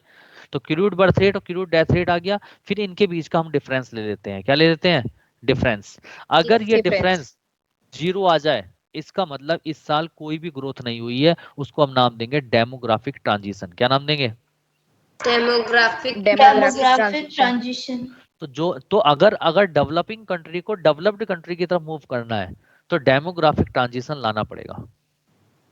नई बात समझ में आई? Yes sir. सर मगर अगर डेथ रेट इंक्रीज हो जाती है ज्यादा, उसके वजह से ग्रोथ रेट 0 आती है, तो वो तो फिर खराब है ना। तो बेटा तुम ना वो बातें अपनी तरफ से क्यों ऐसी कर रहे हो? साइंटिस्ट क्यों बन रहे हो? तुमको ऐसे समझना है कि क्रूड बर्थ रेट और क्रूड डेथ रेट का अगर डिफरेंस 0 आता है तो डेमोग्राफिक ट्रांजिशन, अगर बढ़ता है पॉजिटिव आता है तो इसका मतलब पॉपुलेशन ग्रोथ बढ़ी है, अगर निगेटिव आता है तो पॉपुलेशन गिरी है। बस इतनी बात याद रखनी है। नई बात समझ में ठीक आई? है। ठीक है। बात को समझ रहे हो नहीं समझ रहे हो?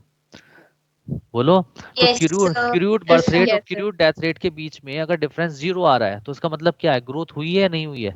0। नहीं, कोई ग्रोथ नहीं नहीं हुई। हुई है। इसका मतलब उस कंडीशन को हम बोलेंगे 0। Demographic transition. और डेमोग्राफिक ट्रांजिशन हेल्प करता है डेवलपिंग कंट्री को डेवलप्ड कंट्री में कन्वर्ट होने में। नई बात समझ में आई? Yes yes sir. Sir. Yes ठीक सर। है। और वो तभी हो सकता है जब हम दो हमारे दो का नारा हो सके। सर इसका मतलब एक कपल के 2 बच्चे अगर पैदा हो रहे हैं, ठीक है, तो उस केस में डेवलपिंग कंट्री डेवलप कंट्री में कन्वर्ट हो जाएंगी क्योंकि डेमोग्राफिक ट्रांजिशन आ जाएगा। नई बात समझ में आई? सर हाँ। सर डेमोग्राफिक ट्रांजिशन हेल्प कैसे कर सकती है सर डेवलप करने में, क्योंकि वो तो फिर उसमें कुछ चेंज ही नहीं हुआ ना, स्टेबल हो जाएगी ना वो कंडीशन तो। हाँ, तो स्टेबल हो जाएगी तो क्या हो गया? तो स्टेबल होना सही है ना। आगे चल के जो यंग है वो ओल्ड में कन्वर्ट होंगे, ओल्ड मर जाएंगे, एक समय ऐसा आएगा कि डेमोग्राफिक ट्रांजिशन की वजह से स्टेबल हो जाएगा सब कुछ। अब ये थोड़ी 1-2 साल में हो जाएंगे, 50 साल 60 साल में चेंजेस आएगा ना। अच्छा ठीक है सर। लॉन्ग टर्म में चेंजेस देखोगे, शॉर्ट टर्म में चेंजेस देखोगे? शॉर्ट टर्म में चेंज देखना तो गोली मार दो सबको, आधे लोगों को। नहीं बात समझ में आई? तुम तो ऐसे ही सोच रहे हो ना कि शॉर्ट टर्म में चेंज हो जाएगा, यही था ना दिमाग के अंदर? कोरोना कर तो रहा है शॉर्ट टर्म में हेल्प। ठीक है सर। है। हाँ, कोई कोरोना से। कोरोना आ गया है। वो स्टेबिलिटी हो जाती है ना, मतलब ना बढ़ता है ना कम होता है अच्छा तो। एक अच्छा छोड़ सोच के देखो, हम घर के अंदर एक छोटा सा चेंज लाते हैं तो कितने कितने दिन लग जाते हैं काफी टाइम लग जाता है सर। छोटे से चेंज के लिए, है ना? अगर हम किसी से कहें कि देखो यहाँ पे टॉवल नहीं रखनी है, उस बच्चों को सिखाने में तुम्हें कम से कम 3 महीने लग जाएंगे, चाहे शायद वो सीखे ही ना 1 साल तक।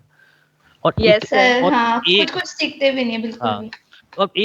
अब इस देश के अंदर कितने लोग हैं?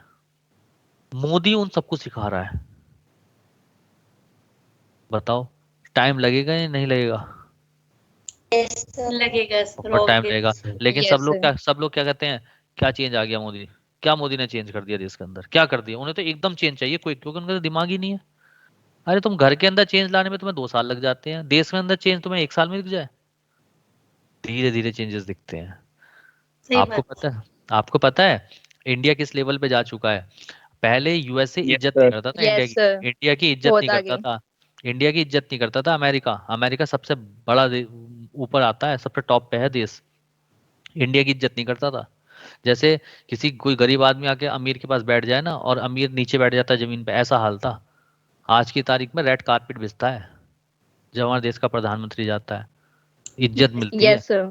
ठीक है, समझ रहे हो? और देश की इकोनॉमी, मुझे आज भी याद है कि आज से 5 साल पहले मैं ना मोबाइल रिचार्ज भी नहीं कर पाता था, वाइफ से कराता था, क्योंकि मुझे जरूरत ही नहीं पड़ती थी ऑनलाइन की।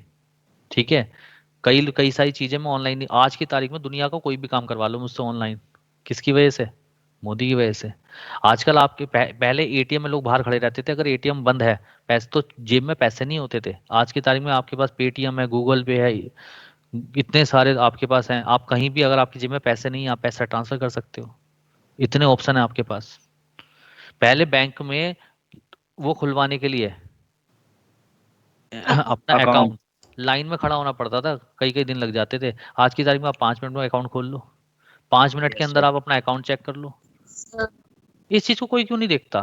पहले बड़े बड़े हाईवे नहीं थे, आज की तारीख में बड़े बड़े हाईवे हैं, आपको गाड़ी में ब्रेक मारने की भाई जरूरत नहीं। जीडीपी भी तो हमारी जीडीपी ग्रोथ भी तो अच्छी हो गई है अब, उसी चीज से तो बढ़ी है, लेकिन लोग 4.5 आ हाँ। गई है। Yes sir. और डोंट माइंड, कोई माइंड मत करना, लेकिन जो ये किसान आंदोलन वाली अगर केस भी देखा जाए तो इस केस में भी किसानों को ही फायदा है। Yes sir. जो मीडिएटर है बीच के, जो बिजनेसमैन है, उनको फायदा नहीं, उन्होंने भड़का रखा है, तब ये कंडीशन है। अदरवाइज ये बेटर थी, बहुत बहुत अच्छा होता देश के लिए। सर वो यस मीडिएटर सर। सर थे ना, इसलिए वो लेफ्ट थी ना सर। हाँ, तो आप ये सोचो ना, और फिर ये सब चीजें अगर देखी जाए तो इससे देश उन्नति की ओर ही तो जा रहा है।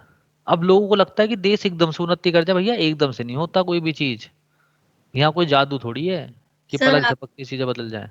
सर आपके जैसे हम नहीं है जैसे सर। सोचते हैं सर, इसी वजह से तो ये दोबारा से प्राइम मिनिस्टर बने, वरना ये बन ही नहीं पाते। बहुत सारे हाँ हाँ ऐसे हाँ, हैं। अब देखो, अभी आज भी काफी लोगों को ये समझ में नहीं आता, उन्हें लगता है कि किसानों के साथ अत्याचार हो रहा है, क्योंकि उन्हें वो पढ़े लिखे नहीं, वो जिन्हें जैसा बोल देते हैं वैसा मान लेते हैं। वो सर आप वो होता है ना, भेड़ चाल में चलने वाली बात हो जाती हाँ, है। आप जो उस हो भी रहा पे है स्टडी सर। कीजिए, आप उस पे स्टडी कीजिए, आपको पता लगेगा सही गलत की। देखो, ऐसा जरूरी नहीं है कि सरकार सही है या गलत है, आप सही गलत का, मैं ये कहता हूँ, अपना नजरिया बनाइए, किसी और का नजरिया मत बनाइए। आप पहले स्टडी कीजिए, उस पे स्टडी करने के बाद सही गलत का नजरिया बनाइए, और फिर उस पे डिसीजन दीजिए कि हाँ ये सही है या गलत है। किसी के कहने के बाद डिसीजन देना वो गलत है। बात को समझ रहे हैं नहीं समझ रहे? सर ये सब हमारे चीज सर यस सर। हम भी किसान है सर। है। हम भी अरे किसान है सर। बेटा, किसान कौन नहीं है? किसान तो हम भी हैं, सभी किसान नहीं हैं। सर, हाफ रेट में दे के आए सर हम अब की बार। हाँ हाँ, तो फायदा उठा रहे हैं ना लोग। आप देखो, किसानों का मैं उठ रहा है ना सर। हाँ, लेकिन मैं देखो किसी को देखो हर्ट नहीं करता। देखो, अलग अलग अपने अपने नजरिए हैं सबके। मुझे मुझे जहां तक समझ में आया, मुझे ये लगा कि किसानों को फायदा है। भाई देखो, अपना अपना नजरिया है लोगों का नहीं है किस सर, हाँ, हम अब की बार सर बिल्कुल हाफ में दे के आए वो। अच्छा। सर अभी तो नया लॉ आया भी नहीं है, वो तो ऑप्शनल अभी है। तो सबसे बड़ी बात अभी तो अभी सबको अभी अभी बेटा, अभी तो 1.5 साल का उसमें टाइम पीरियड भी है। अभी तो 1.5 साल का टाइम। ऑप्शनल है। सबसे बड़ी बात शुरू से कैसे ही हो रहा है समझे? सर। हाँ, सर अभी बीच में मीडिएटर बैठे हैं ना, इसलिए इन लोगों ने हाफ में बेचा। अगर वो नहीं होंगे तो ऑल ओवर इंडिया में किसी भी मार्केट में अपने प्राइस पे बेच सकते हैं। वो फायदा उठा रहे हैं ना हाँ यहाँ पे। ये तो बात अभी है। ये देखो ना कि ये 1.5 साल बाद आएगा, अभी अभी तो सर लॉ नहीं, आया भी नहीं है। एमएसपी पे कानून बन जाए तो सर इसमें फायदा तो हमारा ही है ना। हाँ हाँ, बिल्कुल। उसी में लेकिन हमको सर फसल एमएसपी देनी तो पड़ेगी अभी फिर। भी है। एमएसपी पे हाँ लोगों ने कह दिया कि गवर्नमेंट कानून नहीं है ना सर लेना चाह रही है। हाँ, तो सर वही चीज है। कानून गवर्नमेंट बना सकती हैं। और बनाती देखो नहीं ना सर, फिर पैसे हमारी फसल फिर सही रेट में जाएगी अगर कानून बनता है तो। देखो भाई, मैं तो ये देखो, इस दुनिया में दो ही लोग हैं जो सबसे महान होते हैं, किसान और जवान। तो ऐसा नहीं है कि देश के किसानों के साथ बुरा होगा, मुझे नहीं लगता बुरा होगा। सर इतनी नहीं हिम्मत हुआ नहीं है, पूरा। इतनी ये हिम्मत नहीं है सर सरकार की। करप्शन वाले होते हैं ना सर, जो बीच में बैठे होते हैं, वो करते हैं हाँ ये सब, बाकी हाँ, कोई नहीं होता सर। चलो इसमें कभी जनता जनार्दन बनाएंगे, कभी आमने सामने बैठ के जनताओं में बात करेंगे, बैठ के सब लोग, मजा आएगा है। अभी पढ़ाई करते यस हैं, सर। Yes sir. है ना। हाँ, तो सिलेक्शन ले लो, फिर मिलेंगे तब करेंगे बातें। तो बेटा, इसका मतलब अगर हम क्रूड बर्थ रेट और डेथ रेट के बीच का डिफरेंस लें तो उसको नाम देते हैं नेचुरल ग्रोथ, यानी कि क्या ग्रोथ हुई है। तो difference between birth and death rate is called natural growth. If birth rate and death rate are equal, birth rate और डेथ रेट इक्वल है, तो हम बोलेंगे जीरो पॉपुलेशन ग्रोथ रेट। कितना है? यानी कि उसमें कोई ग्रोथ रेट नहीं हुआ है, जीरो हुआ है। Result as demographic transition. क्या कहेंगे? Demographic transition. और डेमोग्राफिक ट्रांजिशन जनरली कहाँ देखने के लिए मिलती है? डेवलप्ड कंट्री में। देखो लिखा है, it has occur most of the developed countries. Clear सबको? Yes sir. अब बर्थ रेट और डेथ रेट को जोड़कर मैंने एक ग्राफ आप लोगों के सामने प्लेस किया है। इस ग्राफ को देखिए, इस ग्राफ से आपको पॉपुलेशन समझ में आएगी कि कैसे ग्राफ बढ़ रहा है। देखिए, इधर मैंने वाई एक्सिस पे पॉपुलेशन ले लिया और एक्स एक्सिस पे मैंने टाइम ले लिया। अब क्या हुआ, आज से 50 साल पहले चले जाओ, 1950 में आ जाते हैं, 1950, जब इंडिपेंडेंस का टाइम था, स्वतंत्र का टाइम था। उस समय बेटा क्या था, देखो ये ऊपर वाली लाइन जो है बर्थ रेट को दिखा रही है, नीचे वाली लाइन डेथ रेट को दिखा रही है।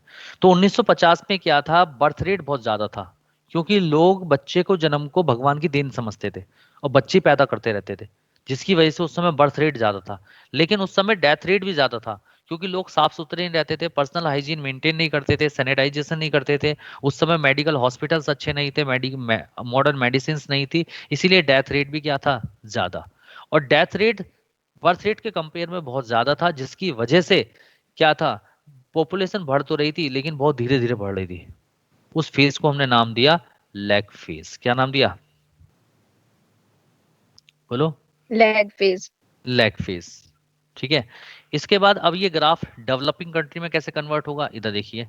अब क्या हुआ लैग फेज। कि हाँ, डेवलपिंग कंट्री में बर्थ रेट तो ज्यादा ही रहा, क्योंकि डेवलपिंग कंट्री में जो पढ़े लिखे लोग हैं उनका नंबर तो ज्यादा है, सॉरी कम है, और अनपढ़ गंवार लोगों का नंबर ज्यादा है, तो बर्थ रेट क्या रहा, ज्यादा। ठीक है। लेकिन डेथ रेट क्या हो गया, डेवलपिंग कंट्री में कम हो गया। क्यों? क्योंकि डेवलपिंग कंट्री में जो बड़े बड़े सेठ या बड़े बड़े जो जमींदार या बड़े बड़े पैसे वाले लोग थे, उन्होंने बाहर जाके विदेशों से पैसे कमाने के लिए बड़ी modern medicine, modern technology, modern medical facilities ये सब इंडिया में लिया है और बड़े बड़े हॉस्पिटल्स खोल दिए। ठीक है। जिसकी वजह से डेथ रेट क्या हो गया, कम हो गया, लेकिन बर्थ रेट तो ज्यादा ही रहा। अरे बोलिए। तो जब बर्थ रेट ज्यादा है, Yes, sir. डेथ रेट और कम हो गया, तो पॉपुलेशन धीरे धीरे तेजी से बढ़ेगी। उस फेज को बोलेंगे लॉग फेज। यानी कि हमारा ग्राफ किस में चल रहा है, बोलो? Log log phase. फेज। हाँ। डेवलप्ड कंट्री में क्या हुआ, डेवलप कंट्री में क्या हुआ, बर्थ रेट तो कम है ही, डेथ रेट भी कम है। वहां पे बर्थ रेट भी कम है, डेथ रेट भी कम, यानी कि बर्थ रेट Yes, भी डाउन sir. हो गया, डेथ रेट भी कम हो गया, तो क्या आ गया, डेमोग्राफिक ट्रांजिशन आ गया, जिसकी वजह से उनका जो ग्राफ है वो स्टेबल हो गया, नहीं स्टेशनरी हो गया। तो इसलिए उनका जो ग्राफ है वो स्टेशनरी चल रहा है, हमारा जो ग्राफ चल रहा है लॉग फेज में चल रहा है। नहीं बात समझ में आई? Yes, sir. ये तभी सही हो सकता है ग्राफ, ये तभी स्टेशनरी ग्राफ हो सकता है जब डेथ रेट तो कम हो ही रहा है, बर्थ रेट भी कम हो जाए, डेमोग्राफिक ट्रांजिशन आ जाएगा। इसीलिए जल्दी से जल्दी ये लॉ भी आने वाला है इंडिया के अंदर कि एक कपल के केवल 2 बच्चे हों, अगर 3 होंगे तो उस पर केस चलेगा। Yes, sir. ये भी लॉ आएगा, देख लेना तुम आगे चल के, अगर मोदी की सरकार है। सर ये क्या है ये बीच में? क्या क्या चीज? बीच में सर ये और भी बना हुआ है ना ये? बीच में क्या बना हुआ है सर ये? एक डाउनवर्ड भी जा रहा है ग्राफ। हाँ तो ये birth rate डाउन, वाले। हाँ तो ये डाउनवर्ड जो जा रहा है ये डेथ रेट है ना, और वो बर्थ रेट है जो जा रहा है सीधे। बर्थ रेट तो ज्यादा ही था, डेथ रेट ही कम हो गया था ना डेवलपिंग में। नहीं समझ में आया? नहीं आया। अरे बेटा यहाँ देखो ना, तुम तो ऐसी बात करो, 1950 में बर्थ रेट डेथ रेट दोनों ज्यादा था, तो ऊपर देखो बढ़ा हुआ है, बर्थ रेट डेथ रेट दोनों बढ़ा हुआ है। लेकिन जब डेवलपिंग कंट्री में आया तो बर्थ रेट तो ज्यादा ही रहा, डेथ रेट कम हो गया, क्योंकि मेडिकल फैसिलिटीज अच्छी हो गई। सर उसके बाद वो बर्थ रेट भी तो नीचे आया है। वो डेवलप्ड कंट्री का है ना बेटा। अच्छा ठीक है। आप बीच में देखो ना डॉट आ रहा है, पार्टीशन में दिखाया है ना। ठीक है। यहां से लेके यहां तक का ग्राफ ये दिखा रहा है डेवलपिंग कंट्री को, और फिर इसके आगे का दिखा रहा है डेवलप्ड कंट्री को। नहीं बात ओके ओके आ गया। आ गया? ठीक है। तो बेटा आपका जो है रिप्रोडक्टिव हेल्थ वाला चैप्टर खत्म हो गया। बताइए आपको अच्छे से समझ में आया नहीं आया पूरा चैप्टर? Yes. यस बोलिए। Yes sir. Yes sir. मैं आपसे पूछता हूँ, आप बिल्कुल कॉन्फिडेंटली आंसर देना कि हाँ बेटा बोलो। सर आप मेनोपॉज वाला कह रहे थे कराओगे, जब खत्म हो जाएगा चैप्टर तो। क्या हाँ अब नहीं कराया आपने। आपने क्या? बोला था ना सर मेनोपॉज इस चैप्टर में ही आएगा एंड में रिप्रोडक्टिव हेल्थ में, आप उसके बारे में बताओगे। मेनोपॉज के बारे में बता देंगे बेटा, कोई बात नहीं, बता दूंगा, मैं भी बता देता हूँ। चलो अब ये बताओ, बर्थ कंट्रोल मेथड्स अच्छे समझ में आए नहीं आए? Yes sir. Yes, sir. Yes sir. Yes sir. MTP medical termination of pregnancy. Yes sir. Yes sir. Yes, sir. ठीक है। अच्छा इसके बाद मैंने आप लोगों को पढ़ाया था STD, sexually transmitted disease, clear है? Yes sir. Yes sir. Yes इसके बाद मैंने आपको इनफर्टिलिटी बताई थी, मेल्स और फीमेल्स, क्लियर है? Yes sir. Yes sir. इसके बाद मैंने एआरटी बताई, Yes. Assisted reproductive technology, clear है? Yes sir. यस और सर। इसके बाद मैंने Yes, sir. पॉपुलेशन बताई, क्लियर है? Yes sir. यस बोलो। सर। Yes sir. मैं सिर्फ आपको 5 मिनट का टाइम दे रहा हूँ, 5 मिनट के अंदर जो पॉपुलेशन वाला जो चैप्टर है ये पॉपुलेशन वाला पूरा पढ़ो। अगर किसी को कुछ भी टॉपिक में दिक्कत है मुझसे जल्दी से पूछो, 5 मिनट के अंदर ही खत्म करना है पॉपुलेशन। इसके बाद मैं स्टार्ट करूंगा अगला टॉपिक, केवल 5 मिनट में खत्म करना है।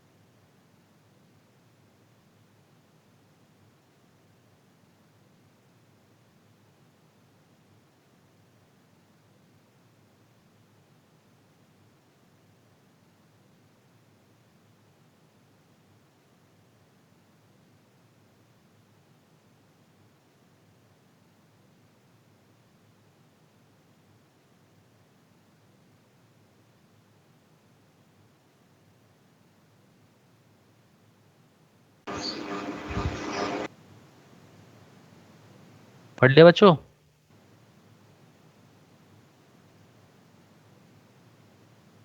सो गए? 5 मिनट। नो सब पढ़ रहे हैं। पढ़ दो बेटा, जल्दी जल्दी पढ़ दो।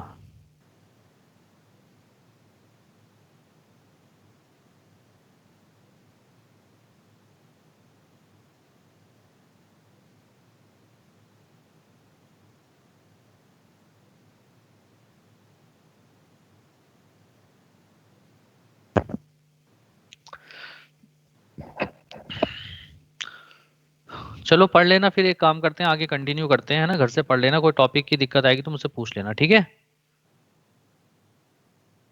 Yes sir. हाँ ओके सर।